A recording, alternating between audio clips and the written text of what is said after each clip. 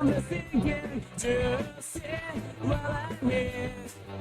Sitting with the kingdom and I saw you in my dream. 息を止めてずっと走り続けた。この聞こえるか。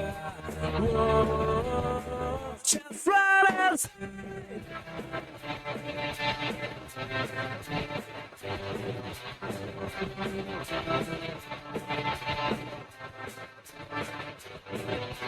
Listen from the thinking to see what I mean. Sitting with the kingdom I saw you in my dream. 目を閉じていたって全てが見えた。風をかき分けて Whoa, just run and say. Just run and say. This is my future, city my way. This is my future, city my way. This is my future, this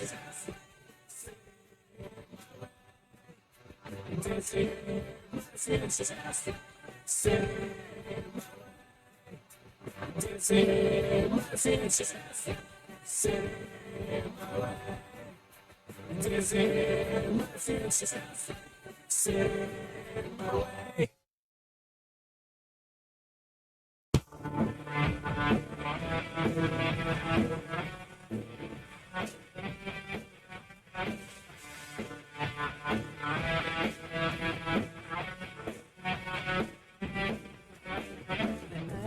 王様の声に逆らってバレちゃったよ君は笑っていたオーロラに触れる丘の上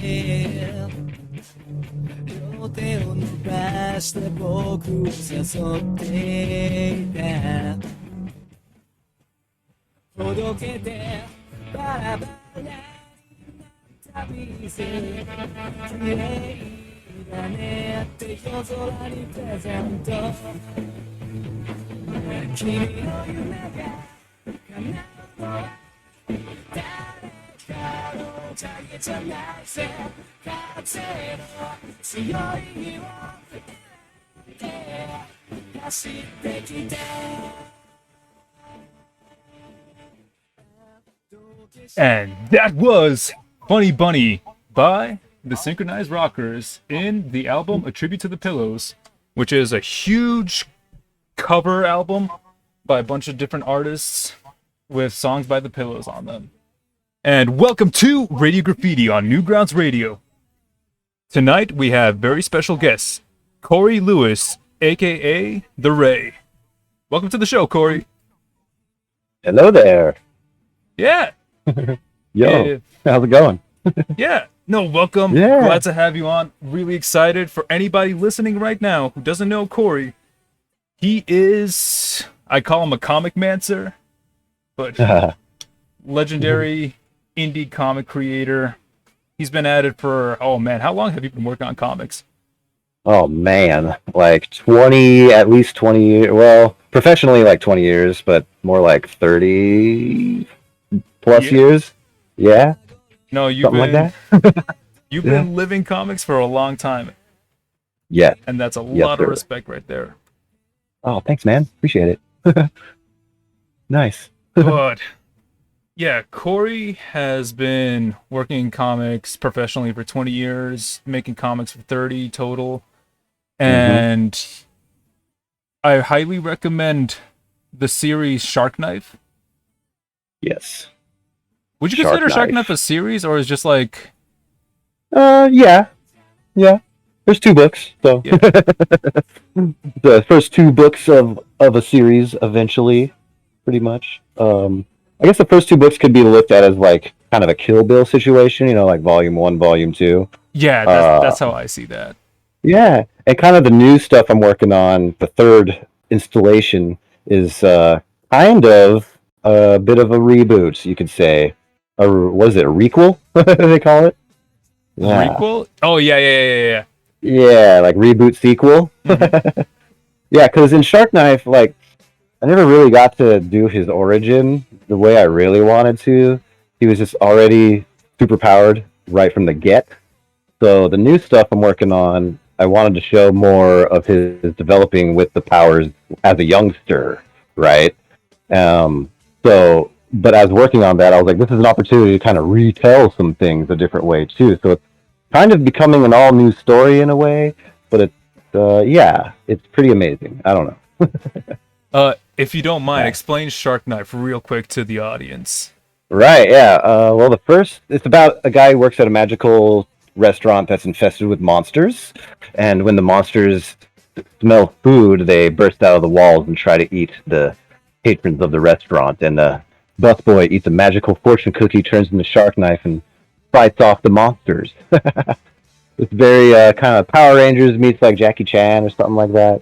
Yeah, You know, I get a lot of lots of- yeah. Tokusatsu Super Sentai vibes. Yeah, lots of fights, lots of monsters, like lots of normal characters turning into superpowered characters, stuff like that. Yeah. And there's 2 books, and they're both very heavy fight fest. That was always the intention for me. For the first original books was just to make them very heavy with action. But these days, I just, as you get older, you start contemplating, what's it all about, man? And like the new Shark Knife, the new Shark Knife is kind of mining more raw data of what it means to be Shark Knife and to be a hero and like consequences and stuff like that. It's I don't know. I'm very excited about it. So yeah, I'm actually, that's kind of cool that you're like working towards that right now, because in my own Yeah. comic right now, I'm in a particular story arc where it's just more hero centric, and Yeah. what it means to be a hero, what it means to like yeah, keep things from people that you love. If you're in that yeah, type exactly. of like realm of heroship. Right. But I mean, Yeah. yeah.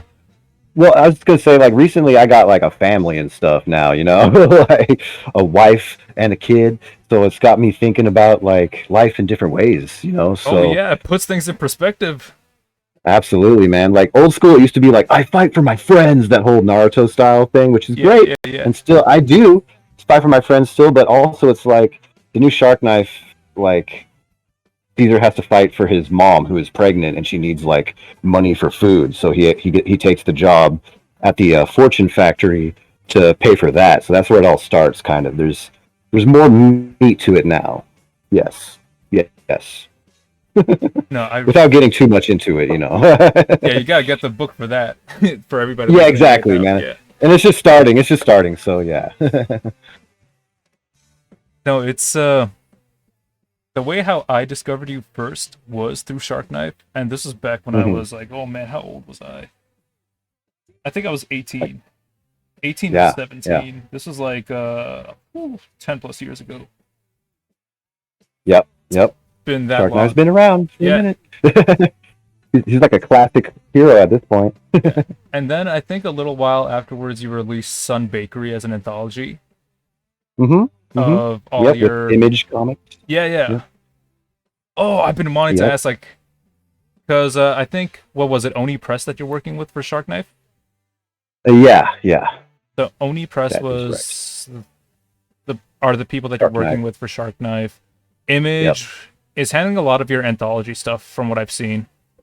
Yeah, I've done a couple things with Image. I did Sunbaker with Image and Seedless, my little anthropomorphic grape characters Oh yeah. with Image. Yeah. Yes. I was Which is wondering- funny. Yeah. Well, I was gonna say like, and then I'm curious what you were wondering, but like Seedless and stuff. I always felt like actually probably should have been published through Oni, and Shark Knife should have been with Image. Like it should have been the reverse. Yeah. Why would you say that? Yeah. Because Image is like more like the like badass company, and like like I had this Seedless, which is my cute little grape characters. That's not quite the Image audience, I don't think. I think that's more the Oni audience because they do like lots of all ages kind of stuff. Or Yeah. I So can see that. I was kind of I always felt like that should have been switched around. Yeah. I'm showing the truth comes Seedless out. right now up on screen for anybody that Oh, wants to cool. order.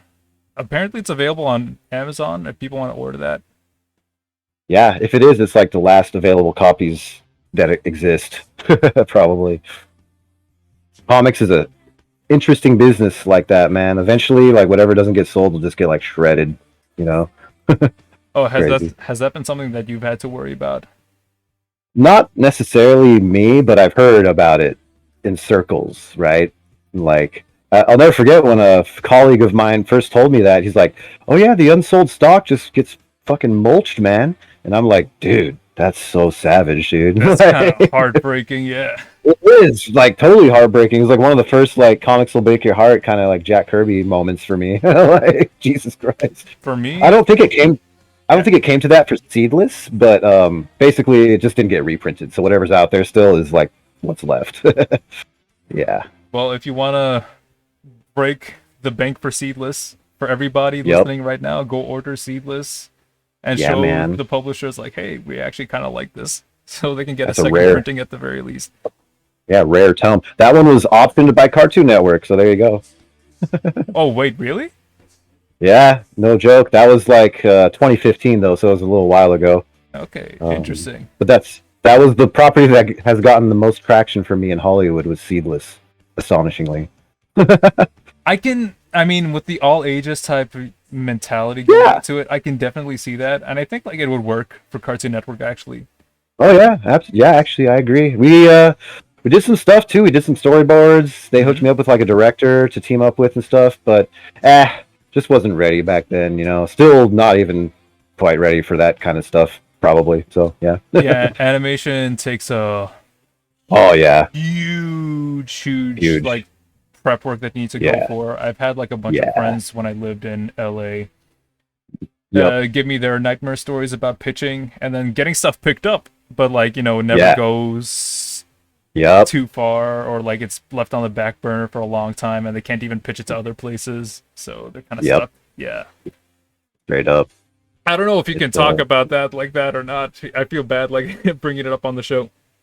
What Seedless stuff? Yeah.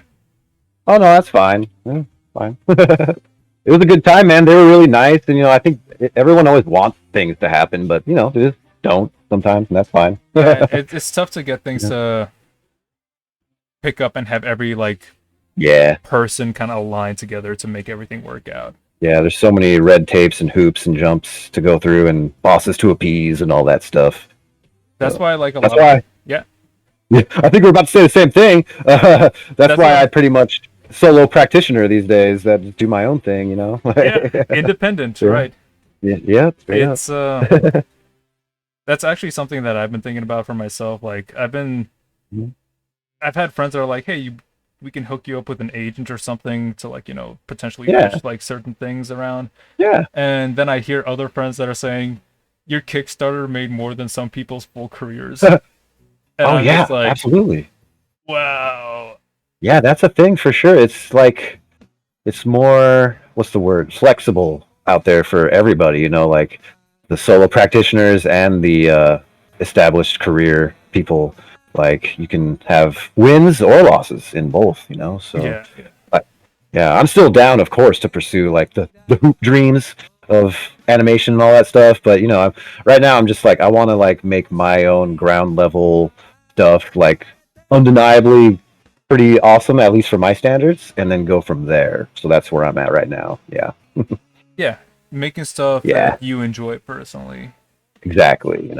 And I'm lucky to be able to do that because I've got certain like my own store online and all that stuff that funds like enamel pin business and all that shit that funds the drawing art. Oh, how's your store going? Just wanted to ask. Right? Yeah, it's good, man. I make pins and still art prints and stuff through it too. Sometimes I'm I actually do the showing them convention. up on screen right now. Oh yeah. Do it up, man. I got a kiosk in my local mall too. Oh, you actually set up in your mall? Like, Yeah, I got that's cool. my own little kiosk with the pins, comics, art prints. It's like a convention for me every day, pretty much. It's pretty kind of awesome, actually. If you guys want to get some pins from Corey, look up Coastal Yeah. Mania on Etsy right now. you can see a bunch of different things like Final Fantasy VII inspired, like blocky enamel pins, a bunch of like Mario power-ups, Sonic, some DBZ stuff, Resident Evil. I'm just like showing stuff on screen right now. Oh yeah, for sure. So this is like, primo advertisement. But they're all really cool pins. I like them a lot. Yeah, man. Pin game is strong. And I still do conventions. Like, this is kind of convention season right now, so there's plenty of conventions like every other weekend, whatever, and those are pretty great. So all that stuff kind of funds my current lifestyle, so it's good. I'm able to focus on groundwork for all the new comics and stuff. Yep. How do you find the time, like, on top of managing merch and everything, to then, like, and shipping things out, to making comics at the same time? Oh, yeah, it's tough. Yeah. Yeah, I don't know. I guess I'm still pretty lucky because literally, I just don't have a day job, so that helps. Like I go to the kiosk. I work there on like weekends, pretty much. So my weekdays are like my just full free to do whatever, and pretty much I ship every day in the morning, and then I have time to work on projects and comics pretty much every day. I guess I'm getting a pretty decent regimen lately, so yeah. That's pretty much it. Although sometimes, I don't stick to it as well as I should, so yeah. I mean, it's tough. I mean, I'm also working on like other things outside of my comic project. Ideally, what I would love to do is just work on my comic full time and just get pages done. Yeah. But I'm pretty much there right now, man. My only problem now is like which one to focus on every week. Yeah, you have multiple projects that you work on concurrently, yeah. Yeah, and at the moment on the Patreon, it's just every week there's going to be at least one of them. So, like every week, it's like I kind of choose different ones. So, yeah. Oh yeah, you call it the Raytreon. Here, let me like promote this real fast. So Raytreon.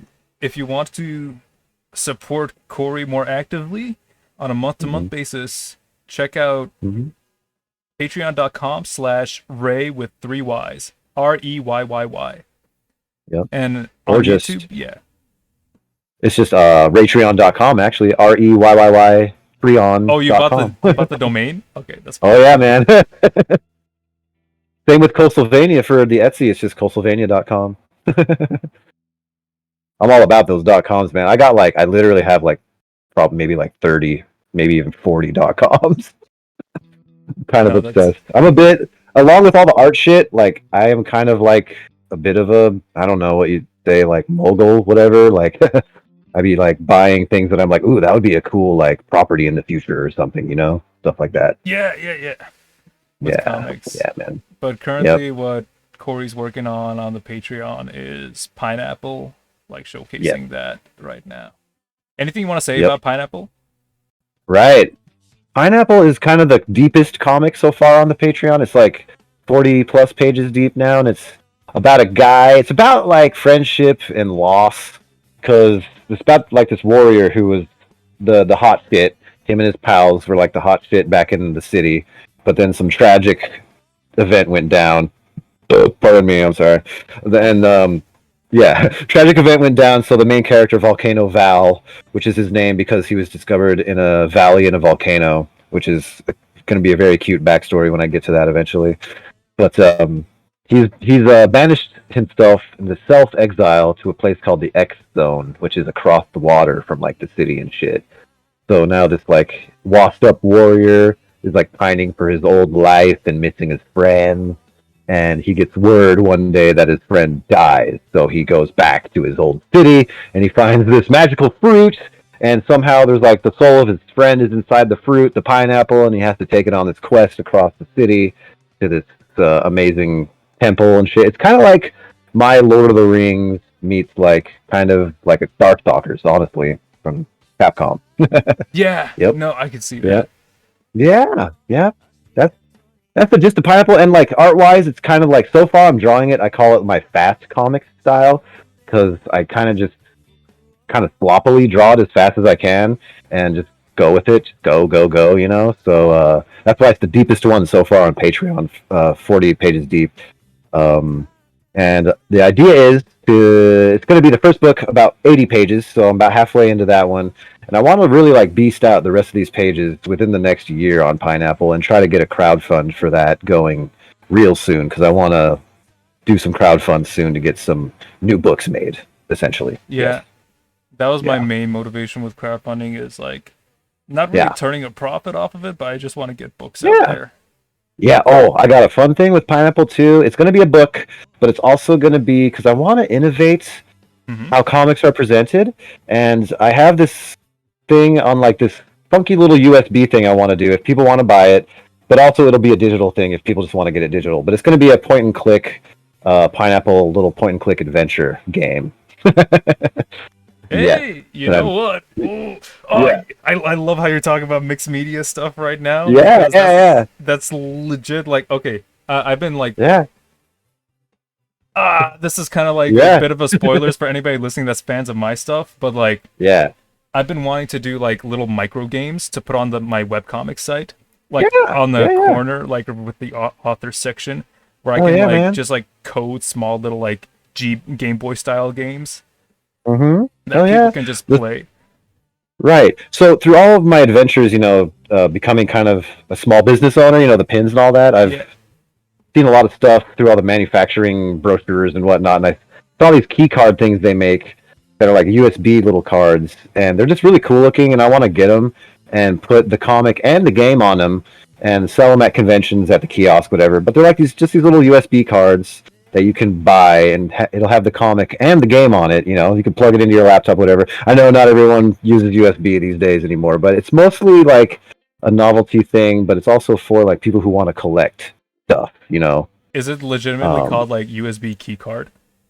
Something like that, man. I don't know. It's out there. Actually, the way I discovered it was someone gave me one of their comics on one of these things like 5 years ago or something, and I was like, oh, this is really cool. I'm like, yeah. I like that. I like that. Yeah.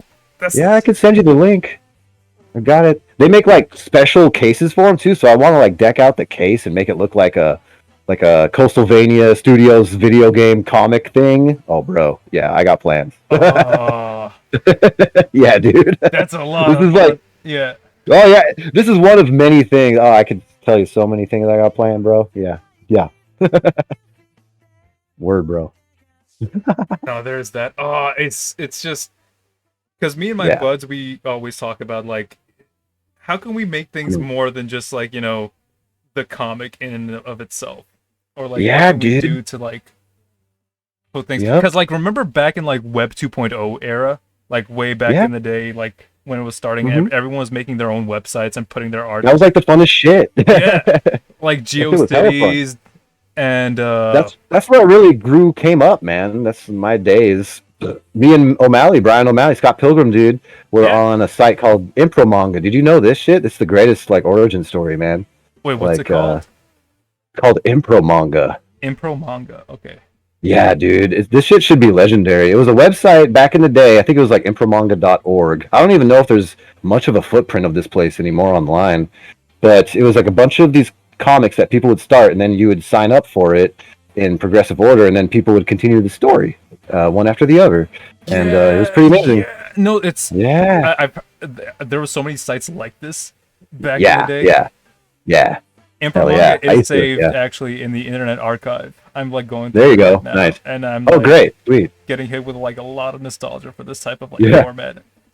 Yeah, that's where like O'Malley started his comics journey, really. That's where I saw his shit at the first time, and this is like 97, 98 or something. And I was like, wow, you're really good. Like, I want to be your friend. Dude, good shit. And I was the young one. Yeah, a little bit of that is still like happening nowadays too. It's just like... Oh yeah, absolutely. If anything, it happens kind of more. It's everywhere now, you know, so... Which is cool.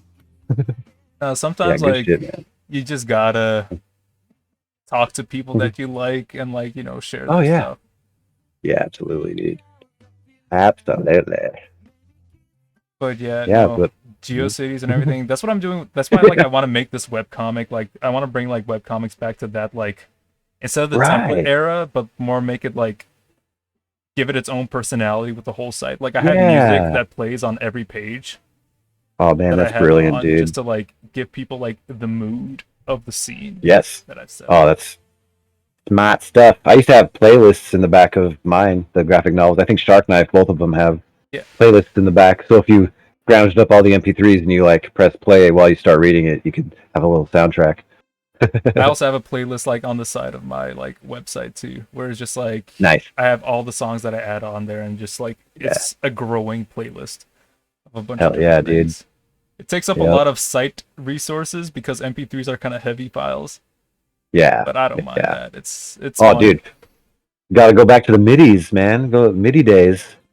Oh, You know what I'm talking about, don't yeah, you? yeah. Just like generate like the old midis and just have Rock them. some Like, of them freaking bleeps and bloops, dude. I might do that for the games. Yeah. Where- Honestly, there were some midis that slapped, dude. They could get like good. Oh yeah, no, I'm not dying that Yeah. at all. Like a lot of the time, like Yeah. what I do Yeah. is just like I download midis of like old like GBA games, Yeah. and I would just Yes. run them through like whatever like music program that I'm running on, and Yep. just like adjust That's a few of the values and like pick out like what these noises are or whatever, and like try and Mhm. like make different songs based off of like those things. It's Right. just fun. It's just fun stuff.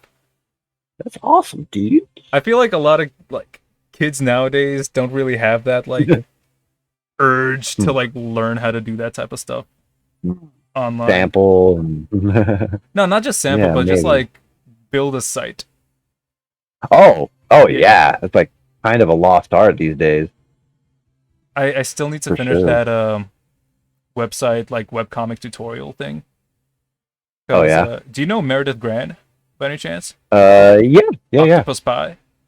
Mm-hmm. Yeah, she actually taught me how to make webcomics. She Oh, nice. Yeah, she had a class that she was teaching at my Oh, college. great. And I That's took awesome. that like as soon as I recognized that name, I was like, "Oh, this is like a legend in webcomics. I need to like learn." Yes. And then I took absolutely. that class, and I was like, "Oh, hey, cool, I can do this." Nice. That's and then, dope. And then that's how everything. Shout out to Meredith Grand and shout out to Octopus Pie. I need to like let people see that right now. Yeah. Good stuff. For show. Mm-hmm. If you need like any inspiration to like start a webcomic, and like what I like about Octopus Pie too is just the journey of the webcomic, like how artists evolve over time. Yeah. And you see Yeah. that most in webcomics, they just start one way and then they just start evolving and growing. It's the dedication Yeah. and like committing to it. As long as if you really want to make a webcomic, it can be whatever. It can be bad or good if you just keep doing it every week. Like just keep that momentum going. Eventually you'll get better at it. And yeah, that's what I'm kind of doing right now on the Patreon, because I got kind of stopped up on comics for a while. But I was like, I just need to make whatever every week. So Wednesday, that's my day, because that's New Comics Day. So I was like, okay, every Wednesday I'm just going to put up a new page from any of my comics, doesn't matter, whatever. Yeah, and that's my advice for everybody, really. It's just like, if you want to get started making comics, just make goals. You got to keep doing it is the thing. Yeah, consistency, yes. And Yes. with comics especially, it's just you need to get used to drawing and like paneling, because I'm still learning. I'm not gonna say like I'm like amazing or anything like that, but it's having that willingness to learn and try new things that like helps. Oh yeah, and done is better than perfect. Very important. Yes. Very That's what I important. say to everybody. Is just like Yep. a lot of people have difficulty starting, but I just say Yeah. just jump into it. Go. Yeah. That's like 90% of the ethos of all of my comics I'm making right now. That's why they kind of look scribbly and stuff, because I'm just like, done is better than perfect. I just want to make this shit. I don't care if it doesn't look great. Like, yep. And over time, it just starts looking better and Yeah. better. You fall into a groove. You get kind of your own handwriting, drawing style, and yeah. Even when my stuff doesn't look good, I'm like, that still looks kind of good though, because like you can tell like I'm just having fun, Yeah. So that's important. Yeah. Yeah, I think I agree with that. Like the fun element of like creating is definitely that's why I like your stuff. That's why like I've been inspired by your stuff for the longest time. It's just like I see the fun that you have with every page that you do. Yeah, man. Thanks, man. Yeah, that's the number one compliment I think I get the most, and I agree. Like, because I just try to have fun like all the time when I'm working on these things, man. Absolutely. Like, I don't want to draw boring angles and stuff. Like, yeah, I want to make it be like interesting all the time. You know. The thing that you Yep. do a lot that I like is the way how you weave an overarching figure, like a central figure Mm. for a page, and then how that frames the rest of the paneling. You do that Yes, a lot, I like. especially in Shark Knife. Yeah, yeah, I like to do that. I like books to kind of feel almost like a graphical kind of instruction manual. Like, oh, this page is showing me Shark Knife doing this move. Cool. And then around it is like, oh, these are details about what I'm seeing. Ah, yes, cool. You know, so it's like half story and half just like this is visually it looks cool. You know, like that's Yeah, what's up. because Yeah. I have a few friends that like are not into comics, and I always Hmm. like check out Corey Lewis and stuff. I remember last time I had Yeah. the guys that made Bridge Kids on Mm. Newgrounds. They do Hmm. this like animated like series that they run by themselves. They tried to pitch it around, but they were like, okay, never mind. We're just gonna make it our own. Yeah. And it's a Bridge Kids is a very fun thing. Anybody listening right now that is on Newgrounds probably already knows about Bridge Kids, but I'm just like giving you some like context. I had them on, I interviewed them like a while back, and I told them about like, yo, Mhm. check out Corey Lewis. Mhm. Because Mike, one of the guys on there, he's like not really a big comics guy because like the way how Mhm. he reads comics is he gets like hard stuck on just like the presentation because some people are very hard stuck on Mhm. the panels, like rectangular panels separating like Dude, yes. the page, I'm the and same like way. to Yeah. him it's distracting because like he Yeah. likes to look at the whole page as like one consistent art piece. Yeah. And I was like, check out Corey's stuff.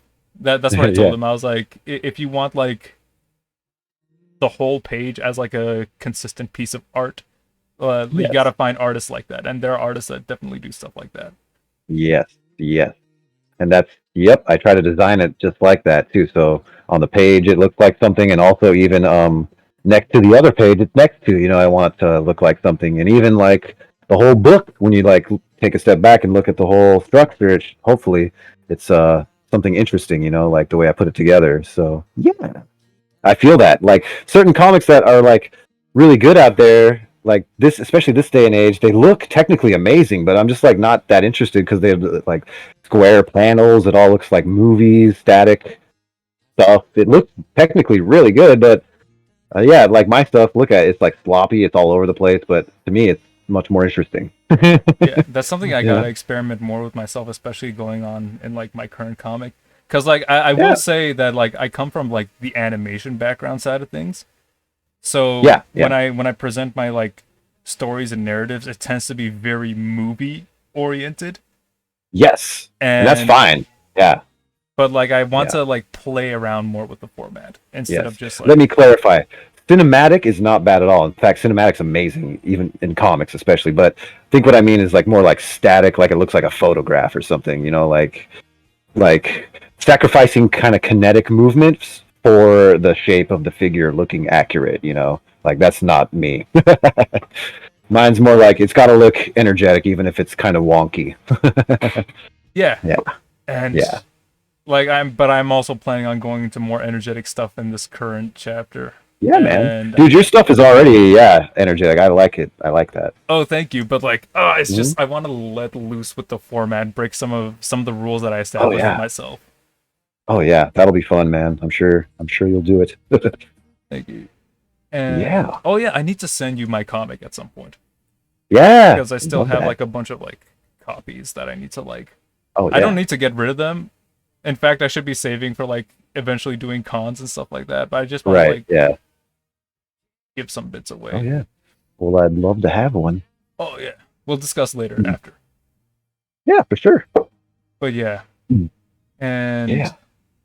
I wanted to say, what are your like biggest inspirations when it comes to like creating, making things? Ooh. Oh. Oh. Man, it's like it's so automatic for me now that I just don't even like think about. Yeah, But I guess it all traces back to just like being a kid and like discovering like anime and Dragon Ball and like video games and shit all for the first time and being like, mhm, oh my god, this energy that is contained in this is I love it so much and I need to like channel it myself and make it myself, make my own mark of the same energy, you know. So, and I'm still just chasing that dragon Yeah. from childhood. Yep. Were you Yeah. one of those kids that like started drawing with Dragon Ball or Dragon Ball Z? I predated Dragon Ball for drawing for Okay, sure. got it. Yeah, I started drawing like honestly, I'm proud of this. Iron Man was like a favorite of mine since like I was like I don't know 5 or something. Oh hell yeah. So I started drawing, Iron Man and Spider Man, and even back then, I think I was kind of playing like Mega Man and stuff. So I would do like Iron Man like with different armor types, like water Iron Man, like stuff like that, like electric Iron Man, stuff like that. And then I think I discovered Dragon Ball, and like I remember the year it was like '94. So I was already like I was born in '82. I'm like 40 something, man. I'm old. Anyways, discovered Dragon Ball. Yeah, I was like 10 or something when I first saw Dragon Ball.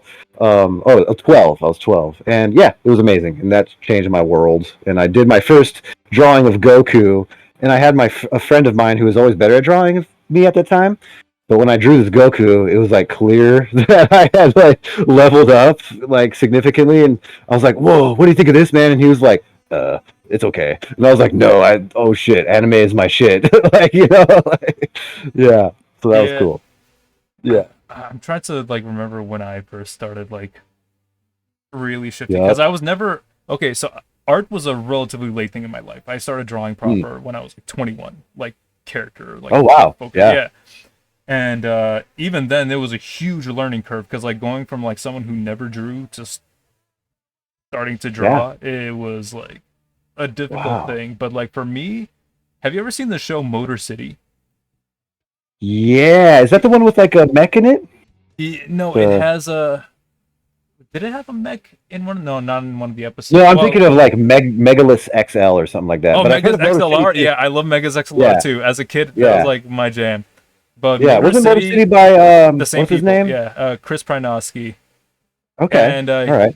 Character designs by Robert Valley. Robert Valley. Oh, Robert Valley. Yeah, he's awesome. He's amazing. Yeah.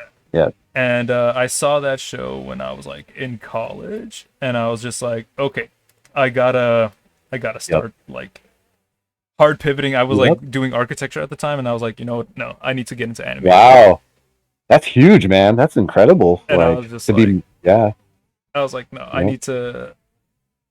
This is the stuff that I want to do. That's stuff that's fun. Not to harp on architecture or anything like that. It's just like no. When you see the thing that like you're like, it's motivating, you want to start like pursuing it.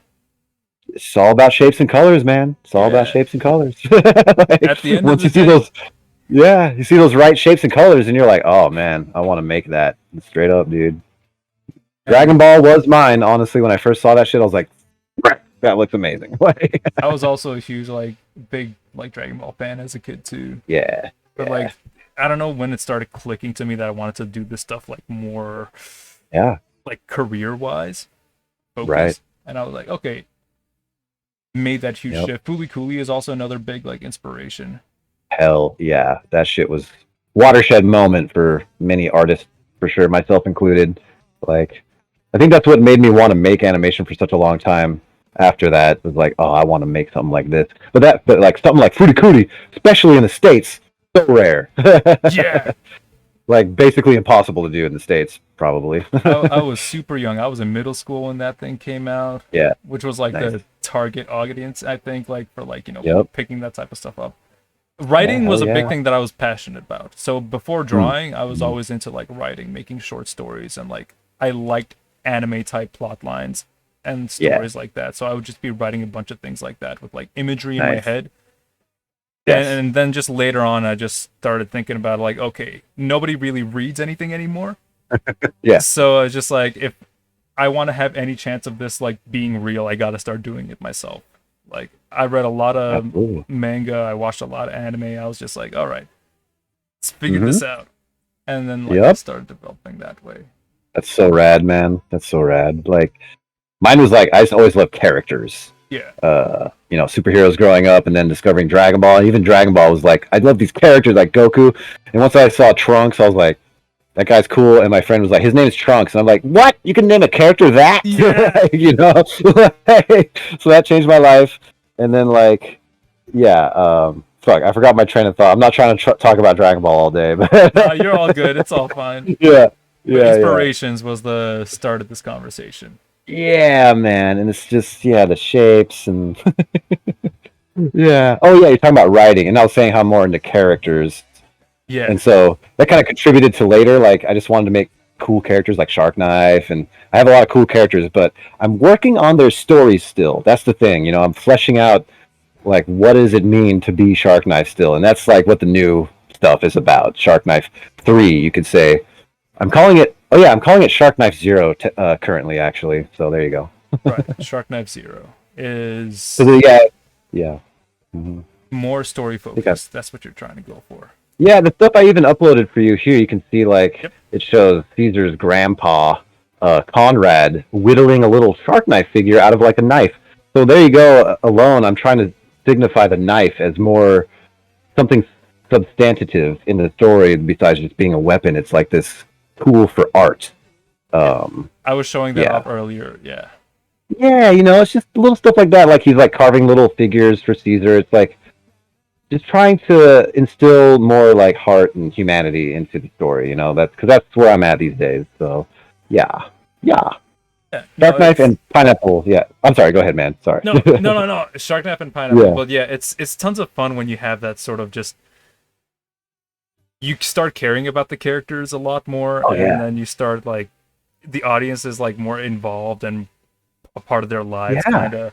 And that's what I Yeah. try and do with my comics. I kind of like, with Boxcar City, the whole like mentality behind it is just, hey, I just want to have characters and their lives in this city, and it's not like this Yeah. like great big grand plot that's going to be happening. It's more like just individual character stories, and like I like Yeah. showing off like their daily life before things like start like getting like more Yes. outlandish and crazy.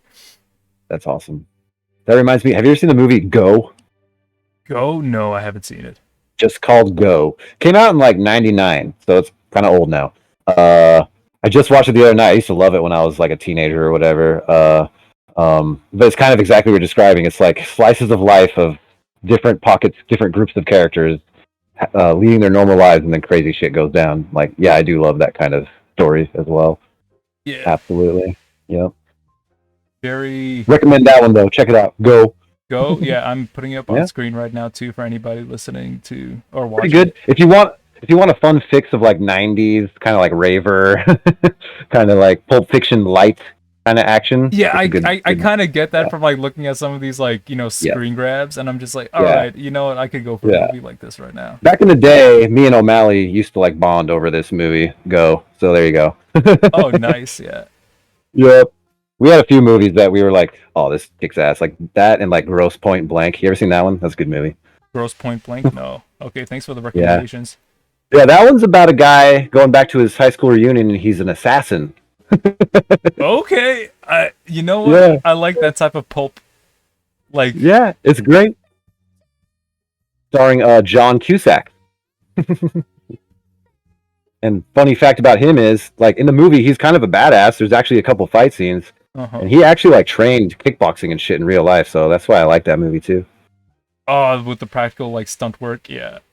Yep, there's a guy in that movie, Gross Point Blank, named Benny the Jet, who was like a Brazilian fucking martial arts master. He used to fight with Jackie Chan and shit, man. By the way, I love like martial arts movies and Oh, shit, yeah. so that's why I'm like, yeah, Kung Fu. awesome. Yeah, dude. Yeah, dude. Anyways, that's some movie recommendations for you. All right, thank you. I'll definitely be checking Yeah. out Go and Gross Point Blank. Those are some solid '90s ones, I'll tell you right there. Yeah. Yeah. It just looks like classic 90s fun.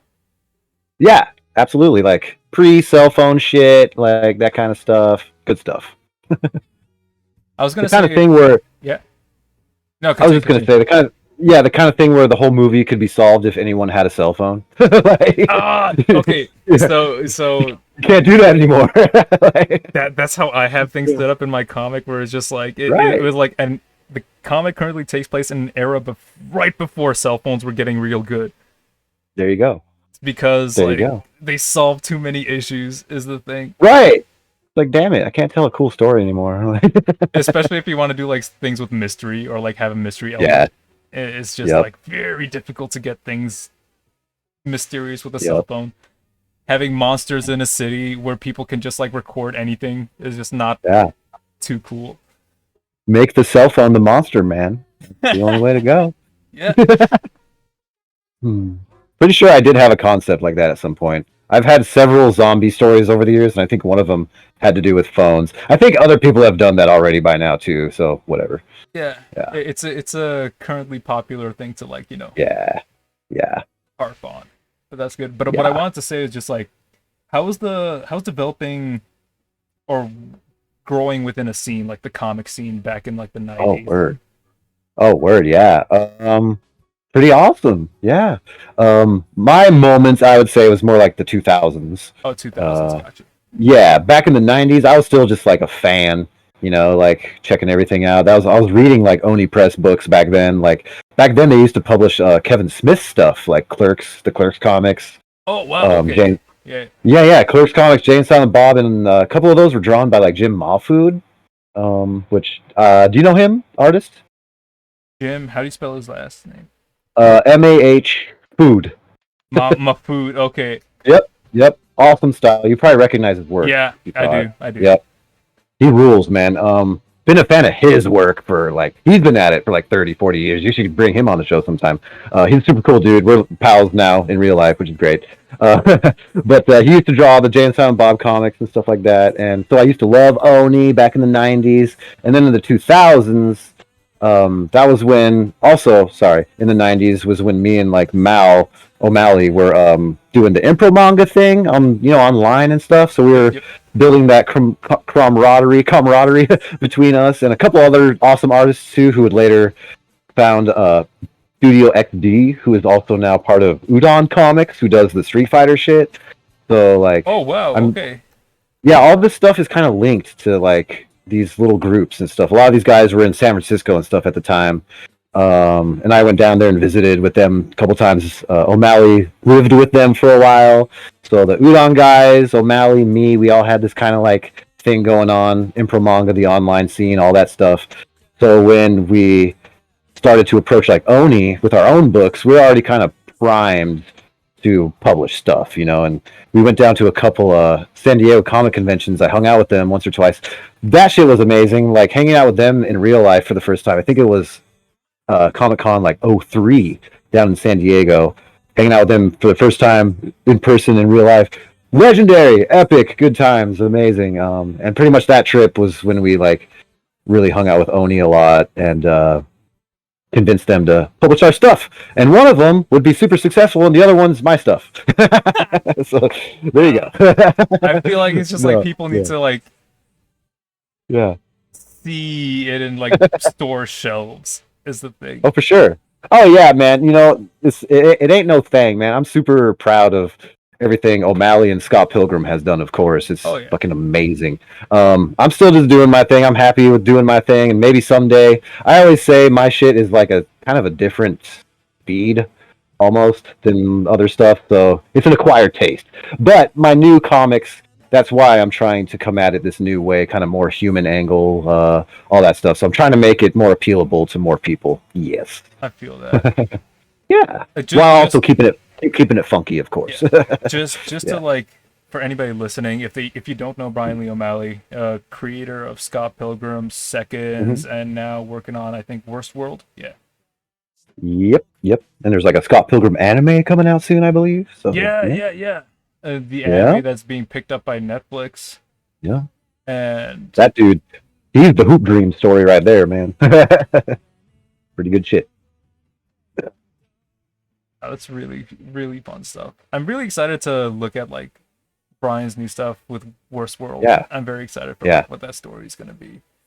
Yeah, no, he's amazing, man. And it was awesome, like, growing up and having him to bounce ideas off of, honestly. So, hell yeah. Oh, yeah. I mean, like, even right now, it's just, like, fun to, like, bounce ideas off of, like, other contemporaries. Oh, yeah, absolutely. There's no shortage, luckily. And it's... I think that's, like, some advice I'd give, like, anybody, like, listening that wants to get into comics proper. It's just, like, have friends that you're willing to, like, share work with. Yes. Very important. Buddies will always, like, be there to like at least give an opinion, give a thought Yeah. on how they feel about things. Yeah. Growing up too, I lived in a couple comic houses, which was quite nice. Lived with Brandon Graham, who did King City, and James. Shit! Wow. Okay. Yep. Crazy. Yep. Okay, I need to show people King City right now, real fast. Yeah. Dude, we all lived in a house together for like a few years. Me and him and James Stocco, who did like Godzilla comics and Orkstain and shit, man. It was pretty major times for sure. Oh wow, these are like, again, these are all like artists I've been like a big fan of like for a long time. Yeah, man. Yeah, like Brandon and he's from same city I'm from, Seattle. So we would hang out in person. He was like one of the only comic artists I actually hung out with a lot in person, 10, 20 years ago. Brandon Graham, for anybody listening. Yes. Brilliant comic artist. Just genius. Absolute genius. And when you're hanging out with that kind of genius every day, you gotta rise a little bit. You know what I'm saying? Like, yeah. And never in a competition way at all. It was just like this man is a craftsman. Like a friendly rivalry type thing. Yeah, exactly. Or like just fellow craftsmen, you're really good at what you do. I want to be that good, man. Like he was quite amazing. He always had like piles of reference around the apartment, like stacks of National Geographic or whatever. Anytime I'd be like, I don't know what to do right now, I'd be like, here, like throw a National Geographic at me and like just open a random page and draw whatever's on there, like be like, okay, all right, good idea. That's really funny. He reminds me of like a lot of the friends that I had back in college when studying like animation and stuff.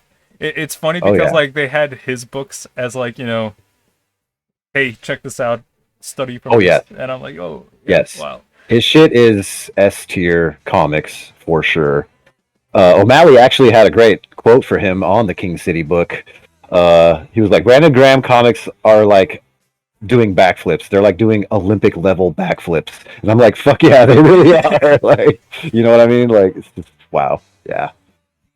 Yeah. He's the real deal. The way how those backgrounds work.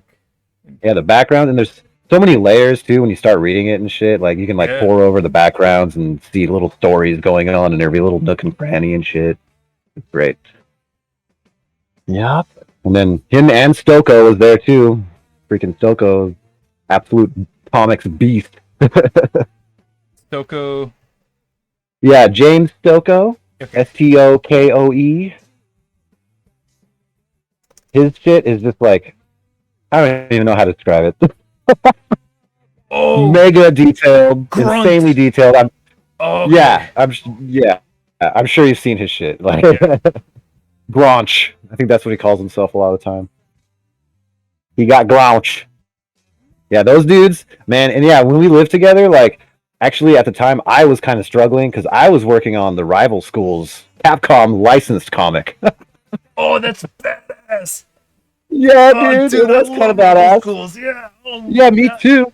But I was like 21 and like living in this comics house and having fun, 21 age fun, and like trying to draw this freaking licensed comic of like Rival Schools, which I do love, but let's face it, it's like, the bronze stepchild of the Capcom properties.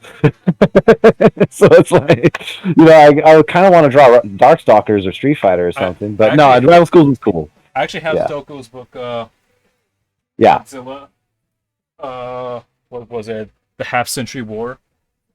Yes, Godzilla. Yep. Yeah. Yep. No, I love this book, dude. Dude, he's amazing. He's like, comics is in his DNA. Same with Brandon. Like, honestly, we were talking about that earlier. Like, how some people aren't comics fans, and you gotta like curate the book for them and bring them a book that's something extra because they're not a comic fan. And honestly, like, that's me. Like, because I love comics, of course, but I only love like a handful of comics that I just keep returning to. I feel that. And the ones I get into these days, they have to be like something really special or like funky, interesting, unique. So like Brandon and James, like, they truly love comics. Mine is just like I do love comics a lot, but it's like it's just what's there for me to make, you know.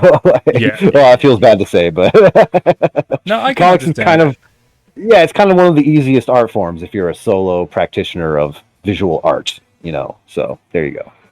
Yeah, but it's taken me a long time to truly like appreciate it as much as like my homies Brandon and James always have. You know what I'm saying? So Yeah. but I'm getting there now. I'm getting there.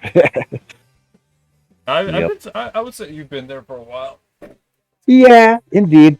It's just like back in the day. It's like I would just look at Capcom character designs and be like, I just want to do that. Like, and everyone would tell me like, that's not a job you can get. And I'm like, damn it. But you know, these days it might be a little different. But yeah. My dream job would be like to do something like Jetson. Like, Right. Yeah. Hey, I've been there too, man. You want to talk about that? Some Yes, go ahead. It's actually pretty funny because, oh man, I was gonna send you this video. Did you see this video? They actually talked about my artwork and stuff on it. Wait, what? I meant to. Where at? God, I should have sent it to you. It's very awesome video, like high production value, like awesome. They actually approached me. You know, I tried to answer some of their questions, and then I feel extremely bad about this. And you kind of witnessed it too, because I had to delay our podcast a couple times because you know I got married and stuff and went on a honeymoon, which was incredible. But it kind of I wasn't able to answer these questions in time for their documentary and stuff, so I feel bad. But they still made this awesome documentary, and it's pretty cool. And they talk about my stuff, and honestly, I don't have much to add to that, anyways. Like, I could talk about some of the inspirations behind them, but there wasn't really a lot of behind the scenes stuff about the game pitch per se. Oh, there was a game pitch? There was actually for Jet Set Radio Wii back in the day. The freaking Wii. Yeah. Oh, pardon me, man. And like I designed, you know, all the main characters, and I designed a few of the gang rival characters, the bad guy characters, gangs. And a couple of them, like one of them was called the Squabble Hawks, and they wore like a kind of a bird helmet. And it's so funny on the video. Oh, it's so funny watching these people like try to understand like or make up their own backstories for these gangs. Cause the Squabble Hawks. Yeah, no, I can. I found this picture. Yeah, I can show people. Yeah. There you go. But I'm like, actually, the inspiration for that was freaking Berserk, freaking Femto. Yeah, I can see Femto in there. Yeah. That's a Femto mask. Right, but yeah, you know, I worked on that little thing long time ago, and they tried to pitch it to Sega, but it just didn't quite happen, unfortunately. So yeah, there you go. It feels like it's tough to do anything like related to Sega nowadays. Like this is also like according to my buddies who like are like have proper insider knowledge with them. Sure. And it's just like either or, you never know how they're gonna feel on a good day, and like what they're focusing on. Jet Set Radio is extra troubling or difficult for them in the States because the graffiti aspect, unfortunately. The only thing I remember is why Jet Set Radio Future did not get ported yet, or is not getting planned to get ported, because a lot of the music that was being produced on there was by like one of the guys from the Beastie Boys. I forget who, and he owns a lot of the licensing for some of the songs that were used there, because like he helped produce a lot of it. Oh wow. And that's like the red tape that's happening there with Jet Set Radio Future. But like I mean right now we're getting Bomb Rush Cyberpunk, which is like kind of picking up. I actually got a buddy that like he did the graffiti contest for them, and he got his like graffiti put on there, and I'm just like, wow. That's dope. Hell yeah. That's sick. I just got to give him a quick shout out. I am Joey Rex on Newgrounds. For anybody listening. Nice. That's nice, brother. Yeah, man. Jet Set. Cool game. Awesome game. Such a freaking amazing vibe. I actually got to share Joey's art with you because like I think you would like it a lot. Yeah? Please do. He never listens to these, but I'm always shouting him out. Because like he also did work for Fortnite. Oh, cool. Like doing like, you know, those splash screens that Fortnite does. Yeah, sometimes. the loading screen. Yeah. Brandon did one or two of those as well. Brandon Graham. Oh shit, yeah. Oh. And so did Mahfood, actually, Jim Mahfood. Damn, legends. Illustration legends. They sure are, man. I think Brandon was like, I'll try to get you one, man. And I was like, sure, try. Yeah, if I don't know. It feels kind of random sometimes the way how they pick, because like, or Yeah, like how people apply for it. it's interesting. I've gotten some good gigs in the last couple of years. Like I did some League of Legends stuff like last year. Oh, nice. For Echo, the character Echo, who's a really cool character.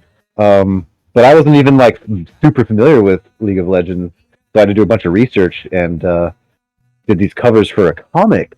And I was like, this is pretty cool. Like, yeah, yeah. But I was just gonna say, Yeah. I've seen your stuff for Echo. yeah.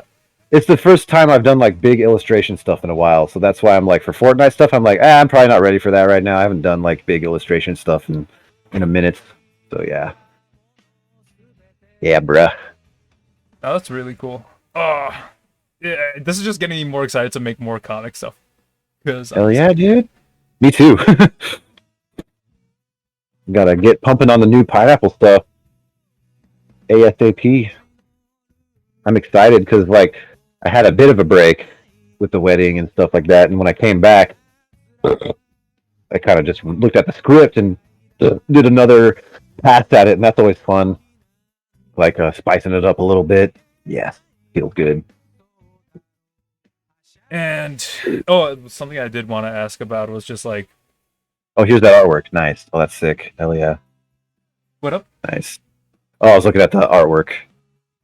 Yeah. Oh yeah, Nice. from my buddy Joey. Yeah, no, Yeah, that's Joey's sick. phenomenal. It's one of my like favorite contemporary like artists. Nice. Hell yeah. But what did I want to say? Oh yeah, I wanted to ask about like, how do you feel about like promoting your stuff online? Like, It's fine. I love it. because like I feel like a lot of people like have this like, it's difficult sometimes because like it's tough to like gain traction as an artist Yeah. online, and like especially trying to get them to like get people to read things. Right. Yeah. Indeed, it is. Actually, I was just clicking on your buddy's Newgrounds Yeah. thing, and I was like, oh, you can just do like artwork on Newgrounds. Shit, I might make an account now. Yeah. No, Start Newgrounds uploading some is, dude, if you make an account, I'm sure everyone will love you because like Newgrounds is very big on just like unique sort of art styles. Like on the front page, there's like a huge variety in like different types of like styles. That is extremely awesome because I've been looking for like some kind of forum to like just like post on, like a curated specific forum that's all about something, not just like Twitter or some shit. You know what I'm saying? Like, yeah. So cool. I just may have to get into that. I even tried to start my own forum, retrovisual.net. Yeah. Oh yeah, Yeah. retro visual. Okay, how Yeah. did that go? I just wanted to. I mean, no activity really right now. And like this year, I got a bill for it, like for the server space, whatever. It was like $400, and I was like, oh shit! Like, Yeah. I was like, I completely forgot about that site, and I had to pay like $400 for it. Shit. But I might try to get something generated with that this year. If not, I'll cancel it. But anyways, I'm gonna probably get on Newgrounds now and start an account here. This looks awesome. Oh, Newgrounds is really good. I mean, like Yeah, again, that's shout out great. to Tom Fulp for even like letting me get the show off the ground. Yeah, And Shaw absolutely. too. And Shaw is another guy yeah. that like runs the radio stuff. that's awesome. And my apologies for having to rain check a couple times. Oh my god. No, it's all good. It's all good. Cool. Here I am now.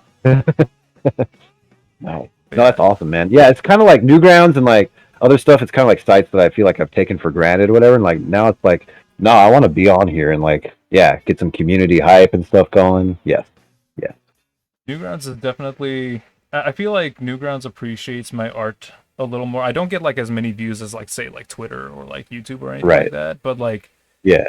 the quality of like the people interacting with my things and the way like they have like actually like genuine stuff to say about my work. Yes. That's awesome. It's nice, and like it makes me feel like, hey, I'm doing something. They like even when I was like promoting my Kickstarter, like I got like a banner. Tom like let me have a banner for Oh, that's awesome. promoting my Kickstarter, and like that helped a lot. That's freaking great. Yeah, man. Like back in the day, I had a forum called Gingerbox.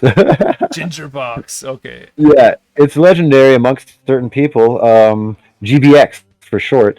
And yeah, it was like a dope ass like comics forum back in the day, like art and comics. Like Becky Cloonan, O'Malley used to post there, like, and just a lot of like salt of the earth creators there. And It was just great, man. Back in the day, this is like pre-Twitter and stuff, Facebook. Yeah. I remember thinking like I would be nothing without this forum because it like hyped me up like every day, you know, just fucking awesome. So I kind of looks like miss with this, that. Like yeah, forums are just not like they still exist, but they don't have like that same like pull that they used yes, to have. yeah, Everyone's yeah. We just used to on do stuff like social. like art activities and stuff, you know, like sketch threads, like post your sketches here, you know, so you'd always have somewhere to be like, ooh, you want to look at my stuff? Here you go, take a look. Yeah, I guess you could still do that on Twitter and whatnot, but You yeah, you can kind of, but like it only lasts for so long so fleeting, right? Yeah. because Um, Twitter is just it's not the place for like long-term projects if you want to like do something like that. yeah, not really, not really, not at all. Yeah, that's why forums honestly are pretty good. So, yep, yep. I would love the day where everyone just decides to go back to the forums, but it's Yeah, just it's getting tough is the thing. maybe I'll try to get retro visual going again. Let's take a look right now. I haven't even visited the site in a while. .net. Is it still up? I don't even know. Okay, it's still up. Looks like there's no spam posting. That's good. That's always the fear is when you start a forum, whatever. If you let it kind of sit, if the spam bots start getting in there, then you're screwed, pretty much. Oh yeah. But I think this is on like Squarespace, so I think it's fine. Yeah. Anyways, whatever. Yeah, Forum. I'm checking it out right now. You have like an artwork section and a general discussion. Yeah, it's pretty cool. If you click on like the top, like the all posts, I like clicking on that, like top left. You can see like everything together, and it looks really cool. Like if everyone posted like cool artwork there, like the all posts tab would be like sick. So might try to start using it again. Who knows? Yeah, I'll make an account. Yeah, sure. I want to use it too, like when I make like a project at some point, like to create like a master thread for certain projects that you can always link to and like add to it later and stuff. Like, Got it. All right. yeah, yeah. Oh no, I Like am how on we here. said. Never mind, I do have an account. I made an account like way back. Yeah. Yes, we. Yeah, it's been around for like a year or two now. Yep. I completely forgot that I had an account on here. Yeah. Yep. I'm part of the problem though. I don't fucking use it either. So there you go. You know, we want things to happen, but we don't put in the effort. Yeah, it's all right. Kind of like digital video games and digital movies and shit. I want physical media to exist, but I buy tons of digital games still. There you go. It's all right though. Ooh, someone made popcorn. Smells freaking good. You were talking about mixed media before, right? Was I? Yeah, I don't think on the show. I think before the show. Oh. We were talking Oh, about I might have. the key cards. Oh yeah, yes. For different ways to present comics. Yes, to the world and whatnot. Yes, because honestly, a big thing for me is like I literally just don't like storing and having tons of books. Even my books, literally, I don't like having like boxes of Shark Knife sitting around.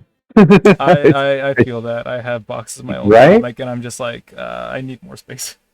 Yeah.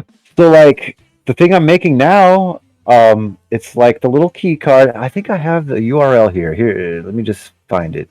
Yeah, USB credit card 2.0. It's the size of a freaking credit card, and a little USB thing folds out.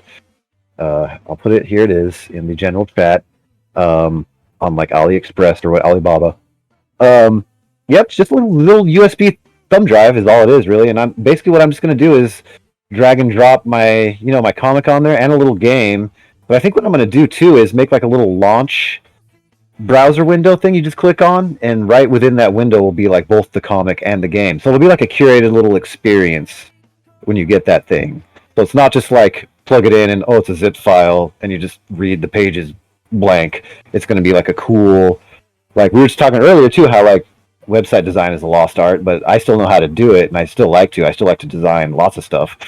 So this thing that I'm going to make, this little key card, is going to be this cool, tiny collectible thing where the comic will be on it, and also a game, and also it's going to be like this awesome little curated little world within the card. So that's how I want to kind of represent comics in my way.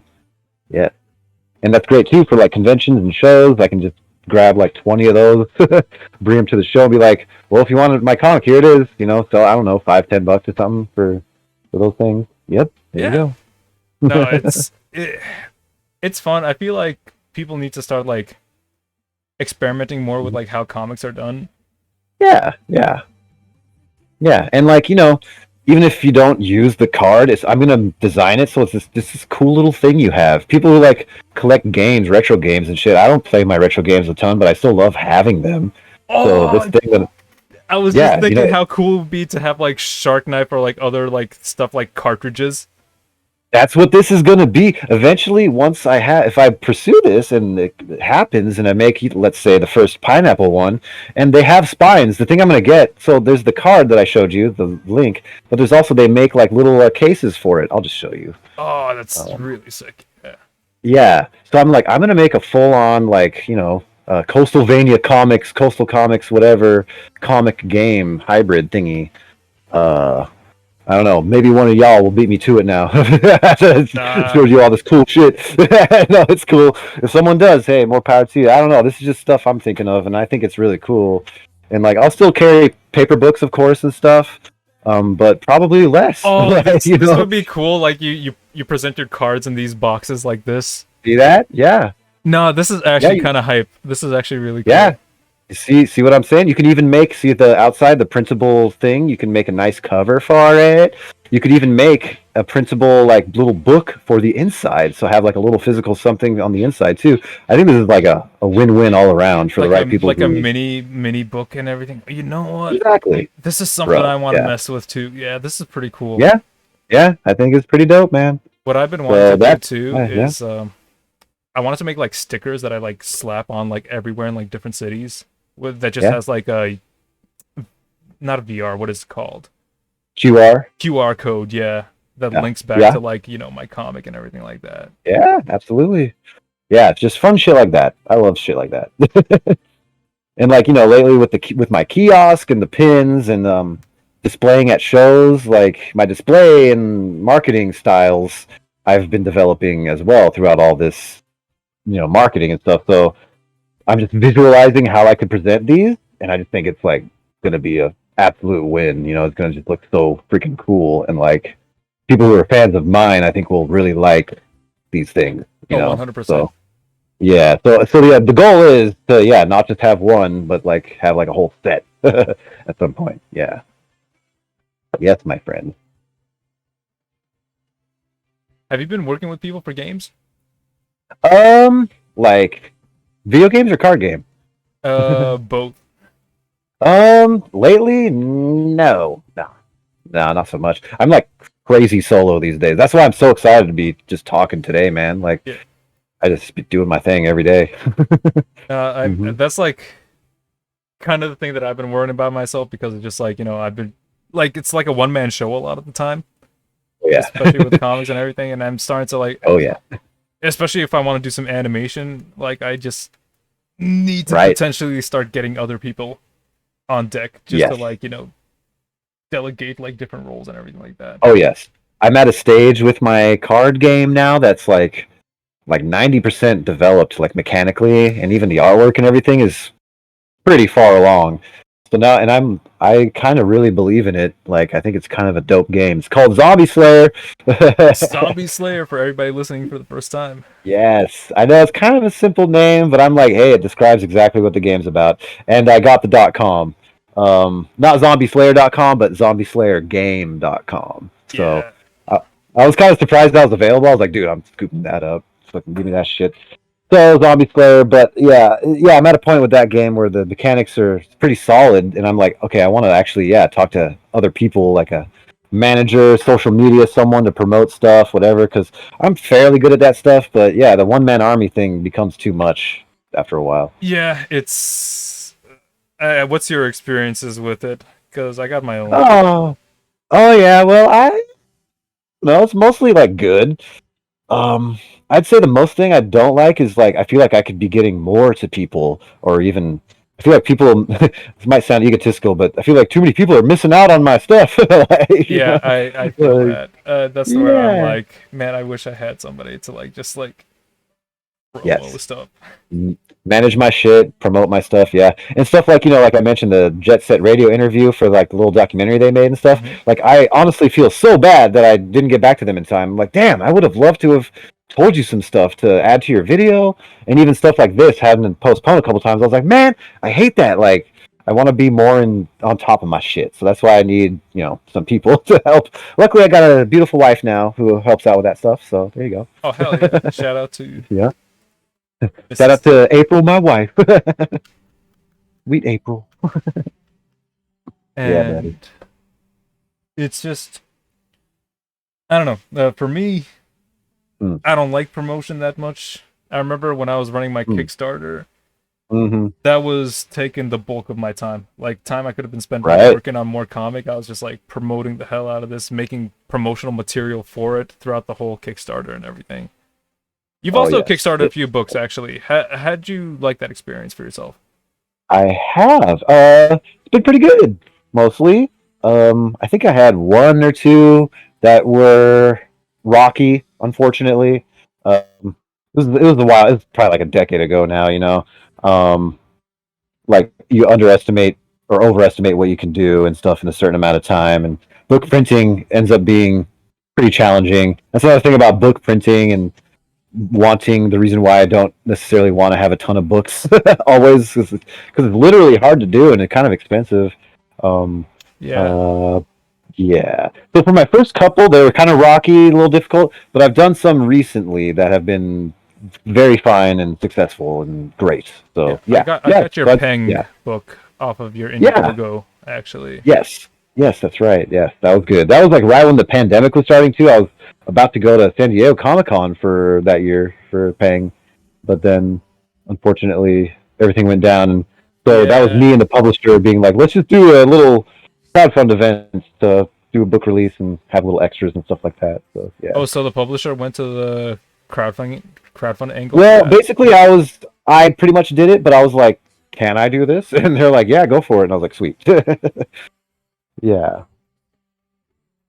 As like it was pretty much like for people to generate some buzz about the book and to let people pre-order it through a site that's not Oni, I guess. Yeah, I got you. Yeah.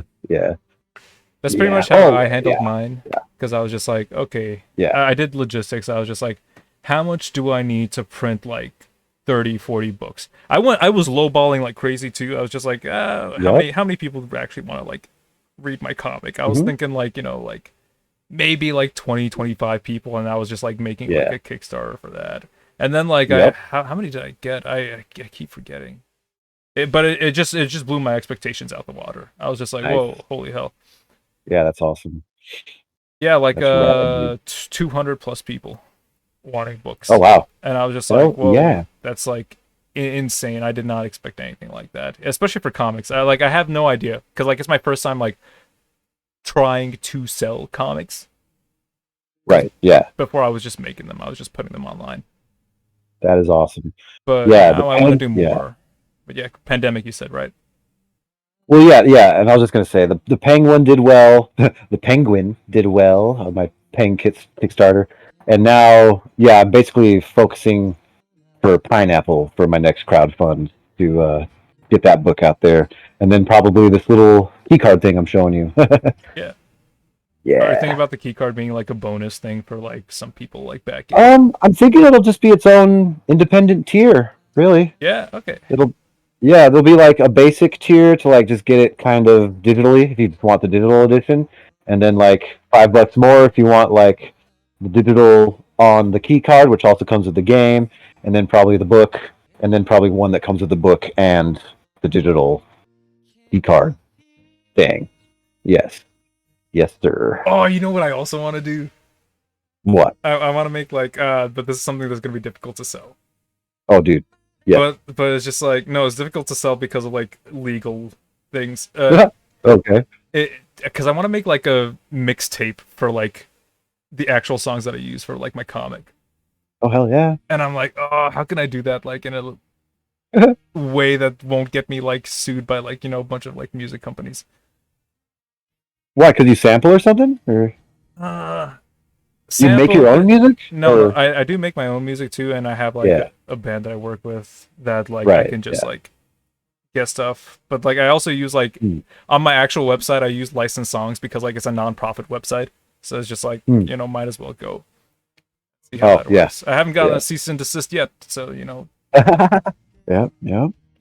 That's always a slippery slope there. Yeah. But it'll be really cool just to have like, you know, like this is the official soundtrack for like this. Oh yeah, hell yeah, man. But it's you work with what you can. Yeah, absolutely. And I want. No, you said Street Fighter was a big like you were you watching Evo? Oh yeah. It was amazing. Oh, that's why we couldn't do this. Oh yeah, that's why we postponed the first time. It's like, sorry, man, Evo's tomorrow. Yeah, and I was just like, you know what? I completely forgot, and I was getting really hyped. Yeah, and like, it's like we could have maybe still done it, but I just would have been thinking about Evo the whole time. So yeah, no, it's the Street Fighter finals were really fun. Oh, it was amazing. It was amazing, and I've been playing a ton of it too. I'm Street Fighter 6. Huge Street Fighter fan in general, and I also play it, and I also try to be good at it. So yeah, there you go. Yeah, no, same here. Who do you play in Street Fighter? Just wondering right now. Oh, right now my main is JP. Hey, JP's tons of fun. I have a hard time like figuring out what he's doing because like he's one of the new characters. I'm just JP's the shit. Yeah, he's freaking cool. Although I admit he can be cheap too, man. Oh boy. I wouldn't say he's cheap. JP has to work a lot, is what I will say. But it's true. On the opponent side, he can feel very cheap, but on the JP side, it takes a lot of mental stack to make it all work. Yeah. So yeah. You got to go for those knockdowns and like, you know. Yeah. Actually, when I first picked it up, I sucked really bad at this one, Street Fighter 6, and it actually really upset me for a day or two. I was like, oh no, I'm bad at fucking Street Fighter 6, what the hell? But then I was just like, okay, I'm just gonna go back to basics. I started playing REYYY. I was like, let's take it back to basics, play some REYYY. Got my bearings, and then suddenly I was like, wait a minute, JP's kind of fun, and like he really intimidated me as a character. I was like, there's no way I can learn this guy. But I started winning some games. And I was like, oh dude, this is great. And that's my Street Fighter 6 story. Now I'm very excited and happy. I play exclusively REYYY for Street Fighter 6. He's funner than he's been in a long time in this game, maybe even ever. Like, he's super fun in this game. Yeah, he is very interesting to play, and that's what I like a lot about him. Like, they gave him like a few new tools. He's still very much REYYY. Like, his game plan is still very much like the same REYYY game plan he's always had. Yep. But like now you have like a bit more options and a bit more things to do. Like he's his got donkey the kick. fireball install. Yeah, the fireball install and that donkey kick is the shit. That's like one of my favorite moves of his ever. Yeah. It's really strong, and I've been having fun. It's just like I have a hard time picking up new characters because like I feel like a lot of the older characters, like Cammy and like a bunch like and Ken, feel different. Like they have like this new flair to them, and it's just like they do. Yeah, it's tough for me to like relearn or like redo these characters. That's exactly where I was, man. That's why I went to REYYY as well. Yeah, and I was just like, you know what, I can trust REYYY. REYYY's gonna be like there for me. Oh yeah, exactly the same. And it wasn't like I was settling. I was like, this is great, and I love playing as him. He's actually really fun. Like, I remember the Street Fighter that I liked a lot before 6 was I did like 4 a lot, Street Fighter 4 and 3. Yeah. Yeah. And like I played a lot of 2 like as well back in the day. Oh yeah. Yeah. It's funny, 5 gets a lot of hate, but actually before 6, it was my favorite Street Fighter. I had a very hard time getting into 5, especially with the V triggers, because like that was like breaking my brain a little bit. I can see that. I don't hate the game. Don't get me wrong. Right, yeah. Well, I think I'm a special. Yeah, I think I'm a special case too, because the reason I love it so much is because Nash in that game, Charlie Nash. He's like one of my favorite Street Fighter characters. He was my main, and he was just super cool in that game. He was super fun to play. So when I say it was my favorite Street Fighter, it was only because pretty much I just played as him 100% of the time. So okay, you know what? I'll give you that, like the alpha rep. Yes, exactly. But now 6 is even better with the alpha rep, because now we got the 3 levels of super back, which is from alpha, and I didn't realize how much I missed that until now. I'm like, oh my god, dude.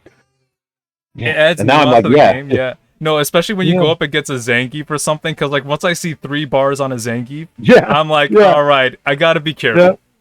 Run away. Yeah, because if I go too hard, too close, and he just like wake up like supers me, I'm just Oh, yeah. done. Oh yeah, especially if it's a modern Zangief, you can just press like one button. And you're Oh, don't get me started on the modern Zangiefs. yeah, dude. Yeah, They can I don't react, even jump, care. and Yeah. grab me, and I hate it. That's true. That's true. Modern Zangief is something else. He's for a sure. menace. He's a menace. That's He what is. he is. That's what the M stands for. Yeah, you know what? Yeah, that's exactly it. Awesome. Yeah, buddy. Yeah, bro. Street Fighter, tons of fun. I remember Yes. again, like before I even started drawing, I was like really big into the fighting game community. Like I used Oh, to yeah. play a Oh, yeah. bunch of fighting games. Street Fighter was Yeah. a big one for me. Guilty Gear was also another big one for me. Yeah, Guilty Gear is amazing as well. Hmm. And, Mortal Kombat. And you were saying you were working on a rival schools thing, and it's just I was. Oh yeah, shit. That old chestnut. oh, man, I would love for them to just like give me something rival schools, like a port or Oh whatever. my god, right? It Yeah. would be a lot of fun. Yeah, at the time, it wasn't maybe the dream gig I always wanted. It's kind of a funny story too, because at the time it was with Udon Comics, who does Street Fighter, and they were doing Darkstalkers at the time as well, and both those series were doing pretty well, or they're doing okay, but basically they couldn't really justify rival schools doing a comic of that.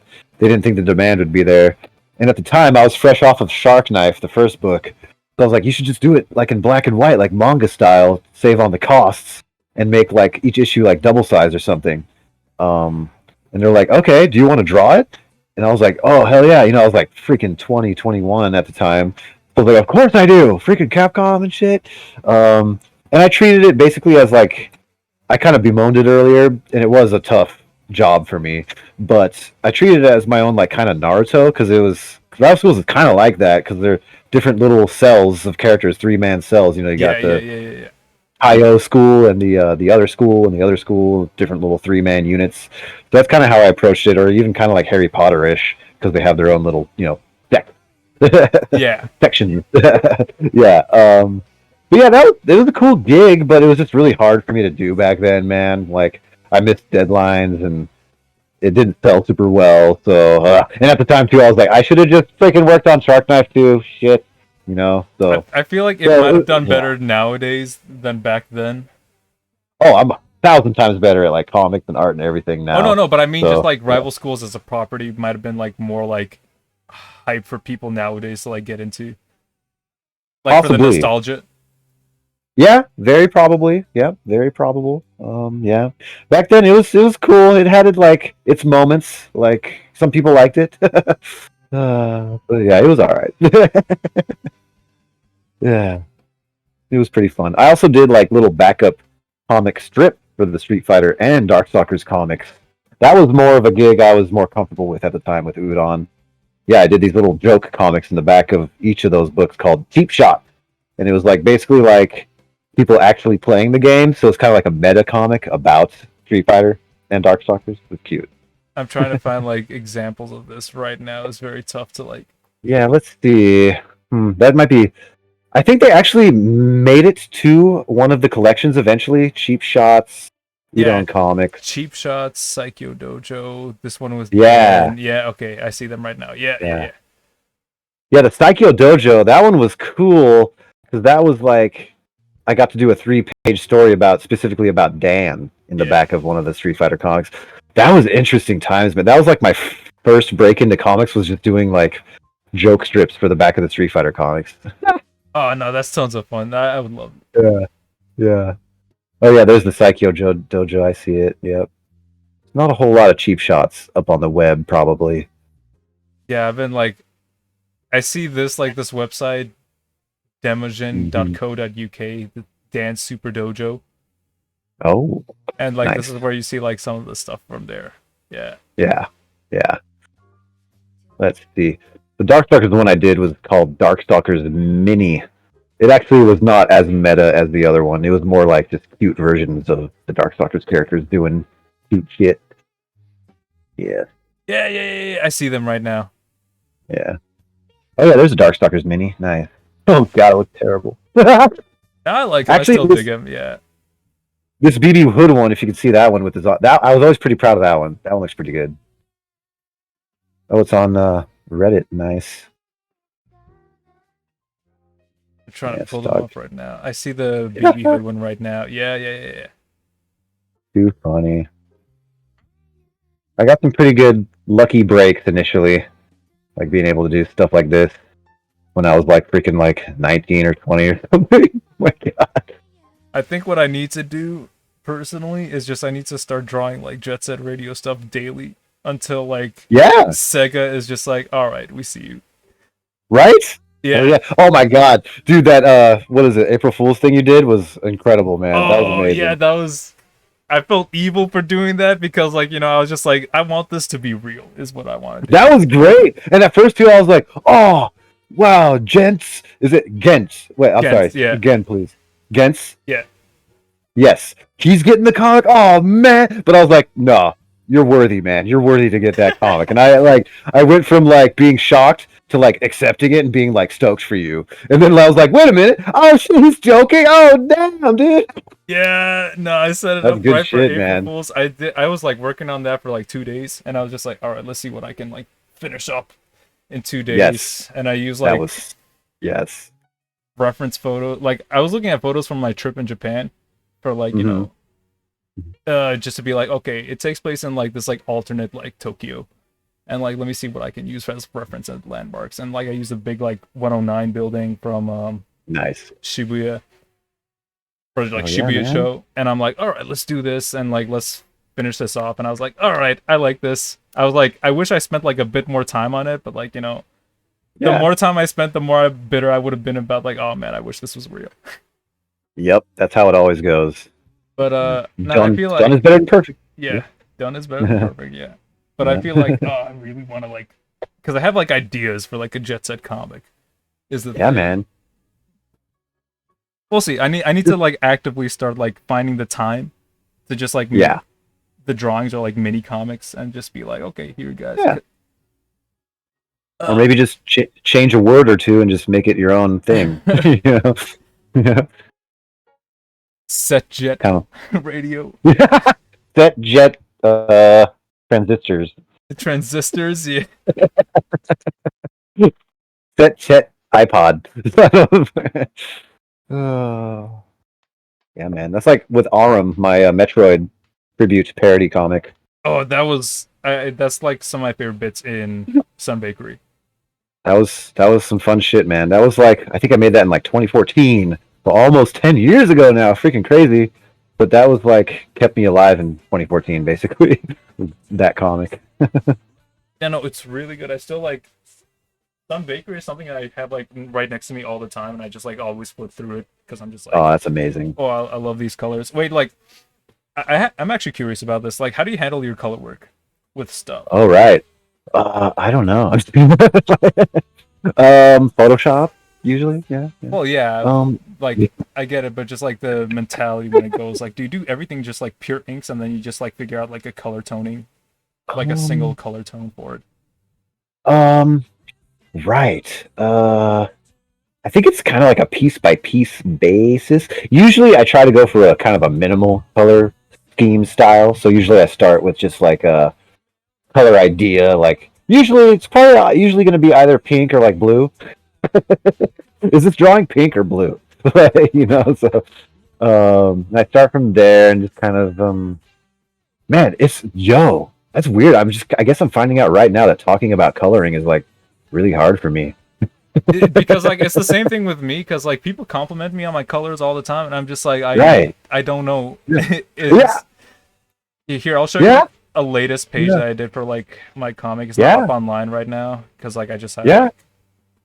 Yeah, I think my initial answer where I was like, I don't know, is actually the true answer. Oh, nice. Yeah, this red page here. yeah. Yeah, that's sick, dude. I love me. It's just some big, stoic graphic art colors. Yeah, I love it. Here's what I was doing beforehand for it. I was Mhm. just like making like because like I'm doing a scene in my comic right now where it takes place within like a movie theater. So I have like a Yeah. few pages that it's just like classic like movie like style Mhm. type stuff. Oh yes. So like I have everything set up like that, and I had like the Yeah, final nice. page for it just to like be like this dark red thing, just to introduce like, well, not to introduce, to end the prologue and then move on to something else. Yeah. A bit of a poignant slap of color at the end there, right? Yeah. Yeah. I like the real subtitles too. I love doing that. Yeah, no, I was just trying to be like, he's watching like a Japanese flick. That's like the whole thing that this character's doing right now. All right, comic recommendation for you then, if you've never seen it. Gen 13 Bootleg Gen 13 bootleg. by Adam Warren. Okay, Adam Warren. Do you know his work? Yeah. Wait, let me see this. Yeah, Gen 13 Bootleg, I think it's probably one of my favorite comics of all time. Highly influential to me growing up. Yeah, it's basically, that definitely is the stuff, yeah. Yeah, oh, it's incredible. So Gen 13, right, is the old 90s Image comic, which is cool back in the days, pretty much like 90s X-Men or something. Mm-hmm. Which I never really followed the main comic, but his bootleg story, they called it bootleg for whatever reason, that was his story, was basically the main character, Grunge, creating his own Hong Kong action flick, and like every issue was like different tropes. He's like, oh, my Kung Fu movie has to have this, of course. So it's like this awesome comic of just like half Gen 13 superhero shit and then half like Kung Fu shit, all through Adam Warren's awesome, incredible 90s anime style, and it has tons of like references to like movies and pop culture and stuff. Oh, it's so good, man. Yeah, love it. Right. This is definitely a good recommend. I'm gonna be checking this out soon. And there's a collection of it. It was like a little mini series of like 4 issues or something, so you could just grab the collected graphic novel and you'll be set. And then he did a follow-up actually to that because it was so popular. He did like Magical Drama Queen Roxy, which was Roxy from Gen 13, but it was like Roxy but as Sailor Moon. That's funny. Yeah, I'm looking at it right now. Yeah, you'd probably like that one too. It's really good. And if you like all those, you should probably also check out his take on Teen Titans. It's called what's it called? That's where I know him from. You know that one. That's a good one. I think it's just called Titans, Rock, Paper, Scissors. Yep, That's what it's called. Yeah, it's such a good one. It actually does kind of remind me has some glimpses of like your style a bit, that one. Yeah. Yes, sir. A lot of fun. Yeah. Yeah. Hell yeah, bro. Yep, love that Adam Warren, man. Beast. Legend. You get him on the show too. I mean, like, I'm trying. Like, reaching out to people is just like, whoever has the free time too. Because like, man. It takes a minute to get people on. Yeah. Again, thank you for coming on, by the way. Of course, yeah. Super fun. We'll get on to the audience questions right now before like I have this, like, going on for too long. Yeah, sure. All right. Let's see. CJ Broskin on Twitter at CJ Broskin asks, when it comes to generating buzz around your comic, what platforms and daily practices are essential to keeping your comic fresh in your audience's minds? Oh, right. I guess the general social media beats that you go through these days. Promote it on Twitter, try to get your own. I feel like everyone has like kind of their own way, but there's some basics, like Twitter, and these days I do Patreon a lot. I think Patreon's great because you can go direct to fans and stuff like that. Instagram, I don't know, you might be better at this one, man. I like what you're able to do, man. You're so like, I don't know. You're able to generate a lot of fun discussions and stuff, which I really like, man. That's all I'm saying. Because I mean, I just kind of draw art and have fun. That's what I do. Yeah. And I'm not a branding type guy. I'm not. I'm no good at brand. The only branding I really do is for this radio show, and for my comic. Well, quote unquote, because like when you're working on a comic, you just have like a particular style. You go for it. So like, it's gonna develop a look for itself. But for social media, I guess if I had to get some specific advice for like social media and stuff, I make like templates that I can reuse constantly. Because one thing I hate for promoting is like having to remake new promotional graphics every time I update something. Like for Pineapple, like if you go to my Instagram now, let's see, I'll even go there. Instagram.com/okcorey with 3 Y's at the end. But yeah, I got like Shark Knife, like logos for Pineapple and Winnie the Pooh, and oh yeah, I'm making a Winnie the Pooh comic as well. Oh, what? Hey. Yeah. Oh no, your original Winnie the Pooh comic. I was like, not for Disney. Yes. Yeah. Not for Disney. No, it's my own Winnie the Pooh. It's gonna be way cooler than Disney's nondescript Winnie. Yeah. Yes, exactly. Mine's more like Goku than Disney's Winnie the Pooh. But anyway, yeah. But I don't know. Some specific advice is just make some templates, honestly, of stuff so you can keep reusing it. I think that's some honestly like tangible advice you could probably use. Yeah. Besides that, though, I don't know. Yeah. Yeah. Keep things recognizable. Yeah. That's something. But I'm really like, I'm not a promotion head. Is the thing. I'm very bad at getting people to like, move on to something else. When I was doing the most work for my Kickstarter. Yeah. Where I was making a promotional video for that, and I was just trying to like, Oh yeah. Yeah. give people updates on like things that are happening.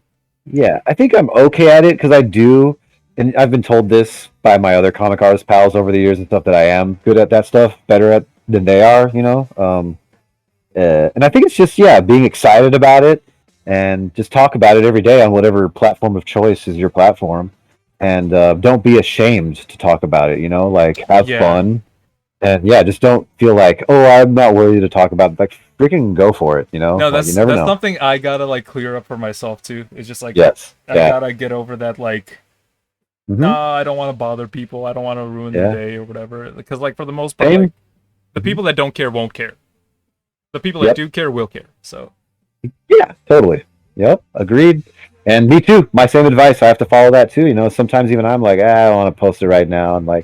And that's fair. You could always wait if you feel like tomorrow might be a better day to hype stuff up or whatever. Feel it out. But I'd say consistency is good. At least weekly updates for your stuff, whatever it is. Yeah.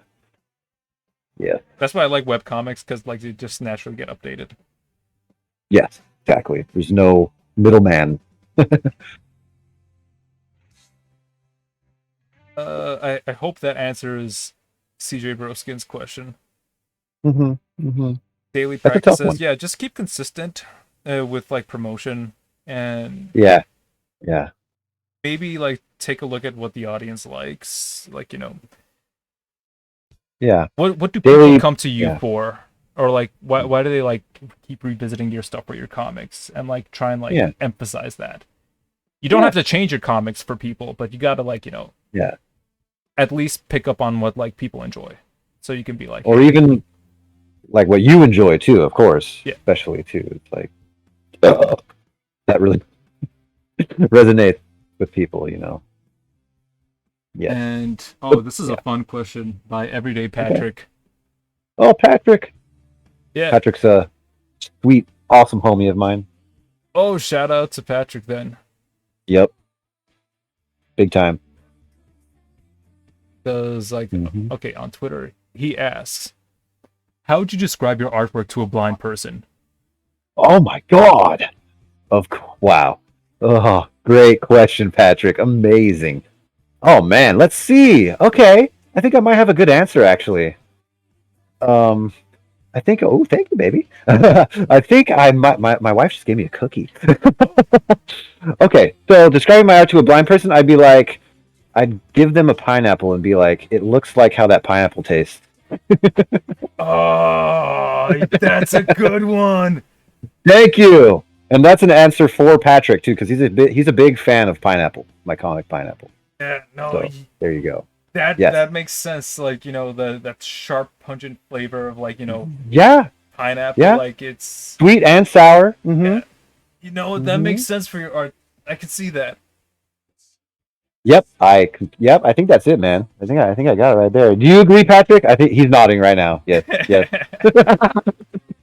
Dude, shout outs to Patrick, man. He's a longtime patron of mine. Very awesome dude. Very supportive of my work. So, yes. think from my What side. about you, man? Can I get an answer from you from that? Ooh, okay. That's I haven't really thought about it. Hmm. I think.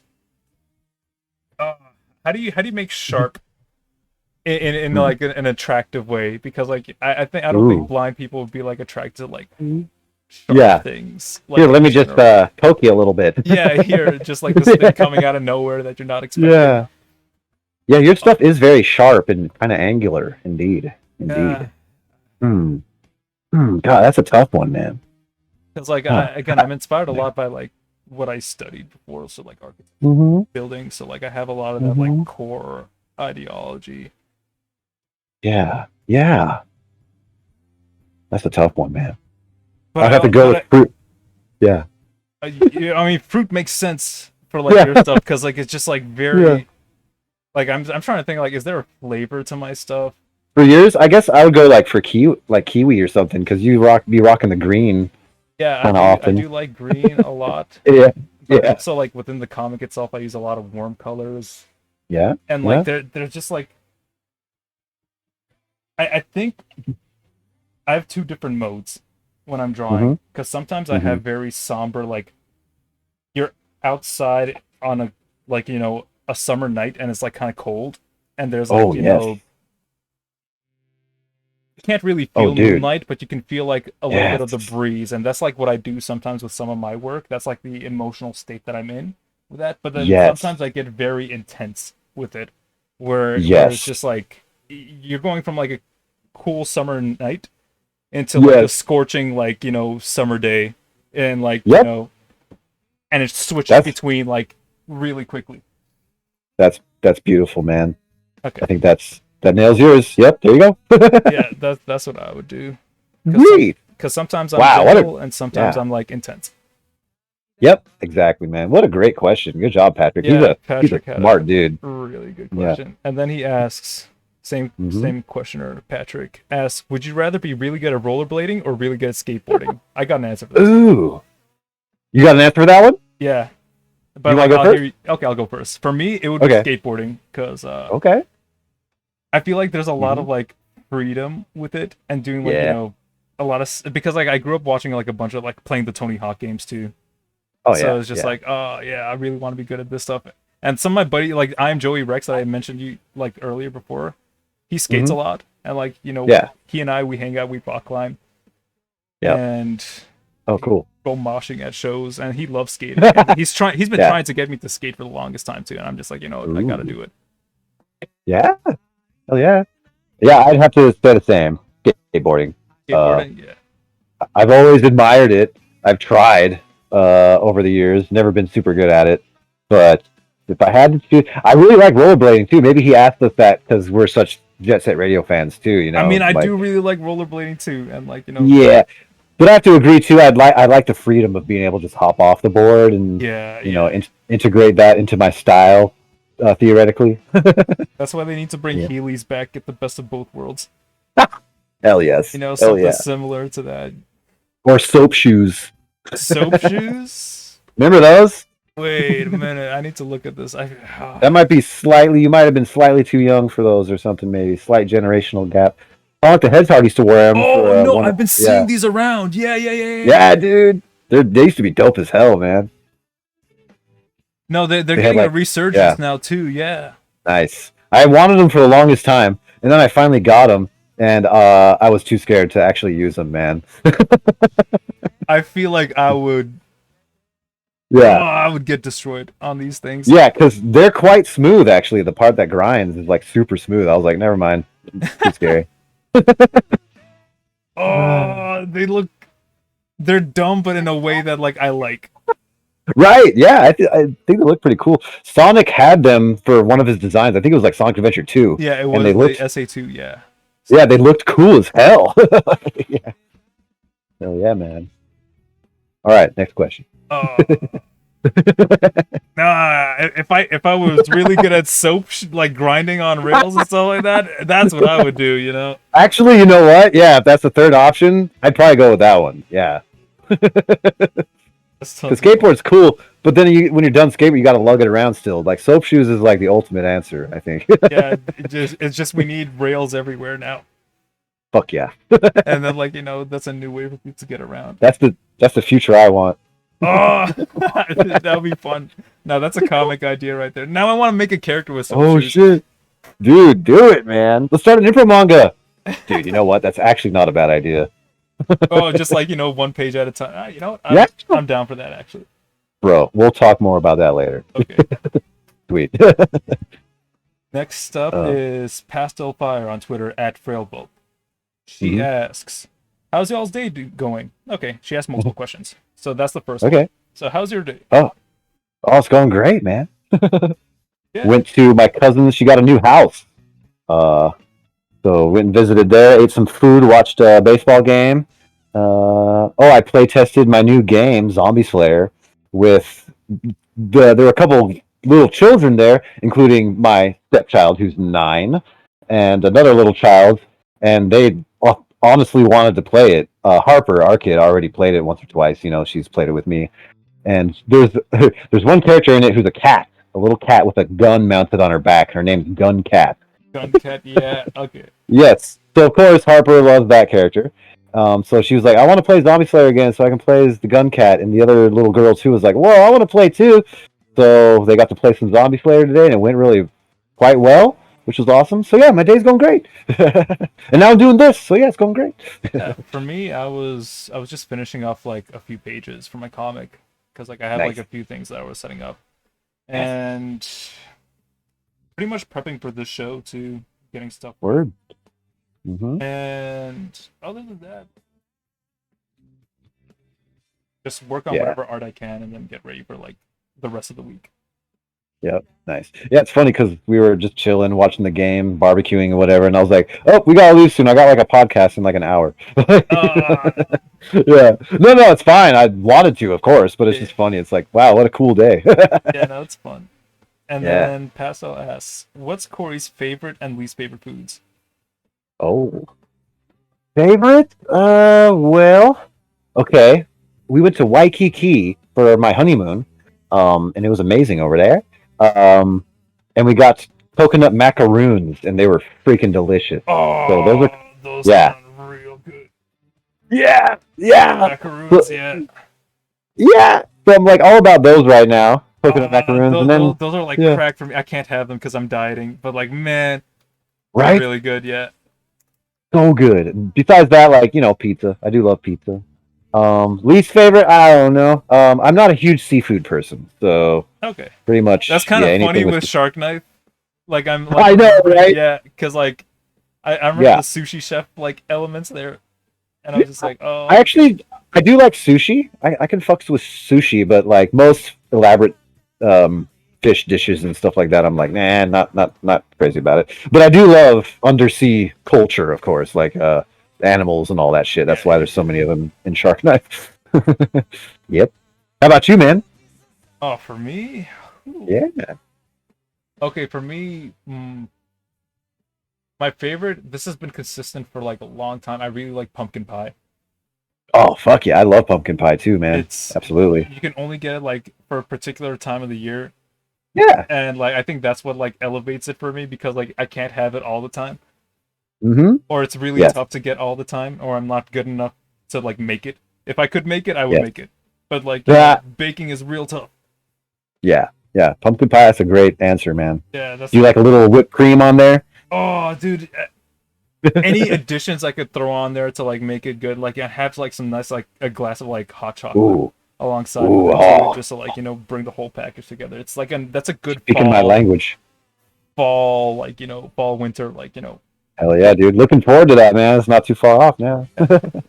but least favorite food, oof. I'm a very texture based eater. Yeah. So Same. the thing that I dislike is anything that's like very slimy, like overly slimy. I don't think I can handle too many like slimy things. Same, and that's why I'm not huge on a lot of fish dishes. So there you go. Yeah, that could make sense. For me, it's when I think about it in particular, it's boiled okra. Ooh, dang. Because like Yeah. they get very. I like okra in general, but I just don't like it when it's like boiled because it's just like Oh, it gets like very like the consistency gets very like sticky, not sticky, slimy. I'm just like I yeah. don't feel it. I'm not big on slime either. Oh, I love chicken katsu as well. Oh, chicken katsu's great. There are a bunch Yeah. of places in NYC that just like have Oh yeah. phenomenal stuff. Oh, I went to Japan too. I forgot to mention that. Yes. And like Nice. Japan's phenomenal, great food culture. Have you been? Yep. I have actually. I went in 2019, right before the pandemic and everything, which was great. Nice. Yeah. You went Yeah, through I actually like... did I did a comic show over there. Oh wow, really? That's Yeah, really cool. it was dope. I actually managed to like pay for the whole trip. With just the Just comic stuff? Wow. yeah, man, just from doing a comic show, and I like sold out of like all my stuff, so I didn't have to bring anything home. It was That's awesome. insane. Was like was it a bunch of Japanese like people like just like The show was called Kaigai Manga Festa, and it was Kaigai actually Manga in Festa? Kaigai, and it was actually in 2018. And it was a great time. And it was the thing with the show was it was mostly like dojinshi, Yeah. like yeah, a lot of Japanese artists, but also a lot of foreign artists too. So I was tabled with like a lot of people from all over the world. It was freaking amazing, dream come true. Oh, Also that's got to really go. cool. Yeah. Also got to go to Kawasaki Warehouse, which is this giant arcade. Yeah, Nice. it sounds like a place to make motorcycles, but it's not. It was a giant arcade. It was based on Kowloon City, from China. Huh, okay. Yeah, so it had Kowloon Wall City. So it had like all this crazy kind of like Blade Runner-y kind of gritty as hell, textured look everywhere. It was like one of the coolest installation like art curated places I've ever been in Japan in the world. And it was also like a 5-story, 6-story arcade with tons of shit on every floor. It was freaking amazing. And now it's closed down, sadly. Yeah. No, a lot of Very things sad. had to close down because of the Yeah. pandemic over there, yeah. Yeah. I Oh, actually got some pretty. What's up? Go ahead. No, because like you were there when they still had conveyor belt sushi proper. Yep. 'Cause Exactly. they Oh yeah, I they ate don't lots do of that stuff. right now. Yep. Oh, that sucks. Last time I Dang. went, they were like, no, conveyor belt sushi got shut down because Oh man, they don't want people touching like plates and like putting them back and stuff like that. that's a bummer, man. Yeah. Shit. Man, but Kawasaki Warehouse though, that place is incredible. I actually have a dope. I made a pretty good video about that place. Walkthrough of it on my YouTube channel. I barely used my YouTube channel though.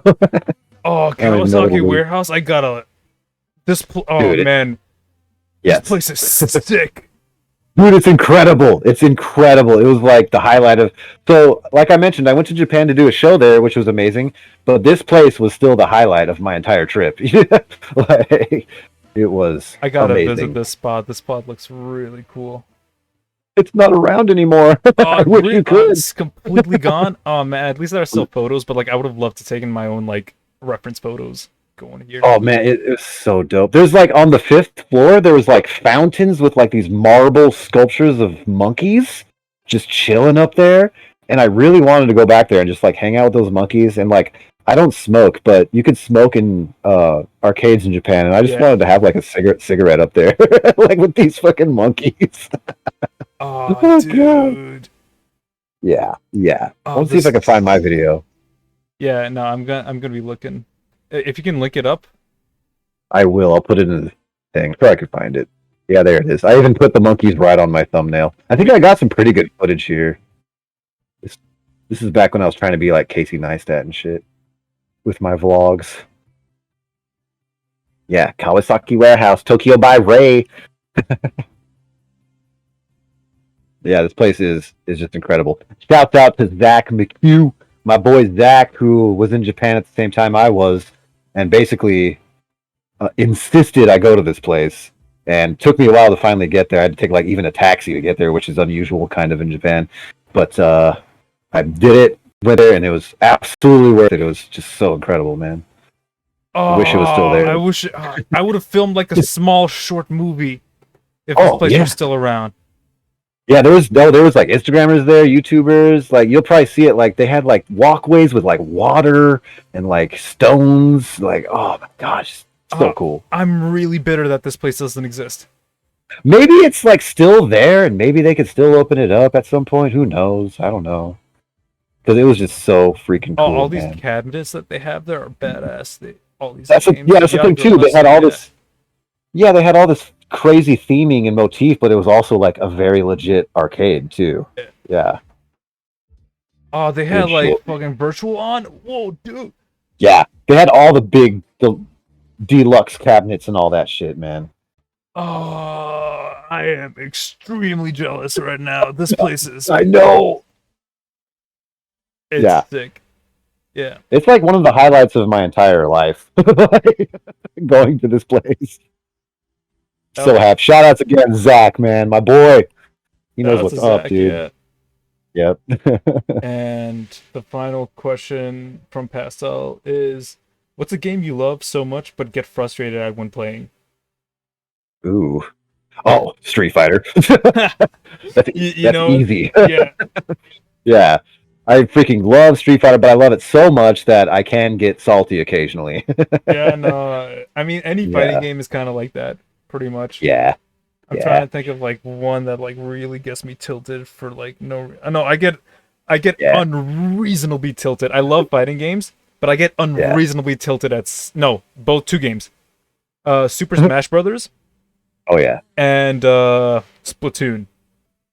Oh yeah, sure. Splatoon, I get very tilted because like it's an online only game and you're playing with a bunch of people. But there are some times where I know that I'm playing with a kid, like on my team, and like I'm like, man, if you had like just a few more brain cells in you. Yeah. Yep. Yeah, I used to play Overwatch. Overwatch was another frustrating. Okay, no, this is a fun story. I tell this story every time Overwatch is brought up on the show. But when I was going through like cancer and chemotherapy, I was playing a lot of Overwatch at the time. No, don't worry, I'm better now. Like, good. I just gotta like mention it.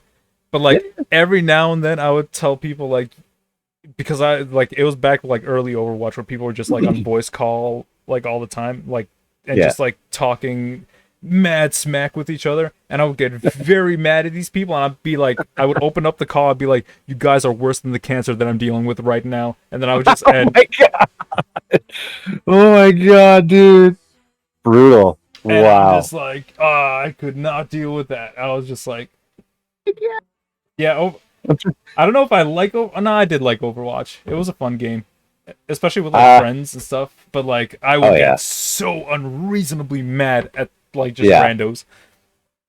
Yeah, I barely play it anymore, but for what it offered me at the time, it'll probably always be a top 10 game of all time for me, just because I love the characters a lot. Oh yeah, I do. I think they're awesome characters, and the locations, environments, just visually, motif, design wise, I'll probably always love that game. But yeah, I used to get salty over that game too a little bit, and then I would switch modes. I'd be like, all right, I'm just gonna play Street Fighter because at least now I don't have to worry about depend on other people. It's just like me versus another person. Like that's it. Yeah. That's like kind of the beauty of fighting games sometimes. Just like absolutely. It's you and yourself, and like if you can't measure up, I mean, like Yeah. Only have yourself to blame. Exactly. But yeah. Yes. No, that's been the end of the questions, and we did hit like the end of the show right now. So cool. Again, all right. This has been Ray, aka Corey Lewis. Yes. And if you guys want to check out Corey, again, linking up all the stuff right now. You can find him at Linktree Corey with like 3 Y's at the very end. Well, you can just go REYYY.com. Oh yeah. Ray.com. REYYY.com. Mm-hmm. And you can pick up everything there. Yeah. Yep, pretty much. Get a link to his Instagram, Patreon, YouTube, Tumblr, Twitter, and official store. All his stuff, and you get to see all of his comics. Heck yeah. A good old time over there. Yeah. So please check Corey out. Phenomenal artist. And check me out. Follow him on Twitter at Corey. Let's see here. Corey. No, on Twitter it's because like it goes by the @. So Oh that's how yeah. you search people. It's kind of annoying. You Oh can't yeah. just search people's like names and stuff. Oh yeah. But it's Corey Lewis at COREYYLEWIS, no space. And that's if right, you're on it is YouTube, Corey. you can just look at it on the screen right now, and he's right there. Sweet. And there are gonna be links below on YouTube too. So Yeah. please check him out. And thank you again for coming on tonight, Corey. Absolutely, man. Thanks for having me. Oh yeah, no, it's been tons of fun. Yes. I'm down to do it again sometime if you want. Hey, whenever you actually drop, Yes. Zombie Slayer. Bro. Yep. Soon enough. Probably early next year. Yep. Stay tuned for now at zombieslayergame.com. Actually, there's nothing there right now, but soon enough there will be. Zombieslayergame.com. Very excited for that one. Anyways, this has been Radio Graffiti on Newgrounds. Thank you guys for tuning in, and we're signing off. Adios, amigos. Yeah. Righteous.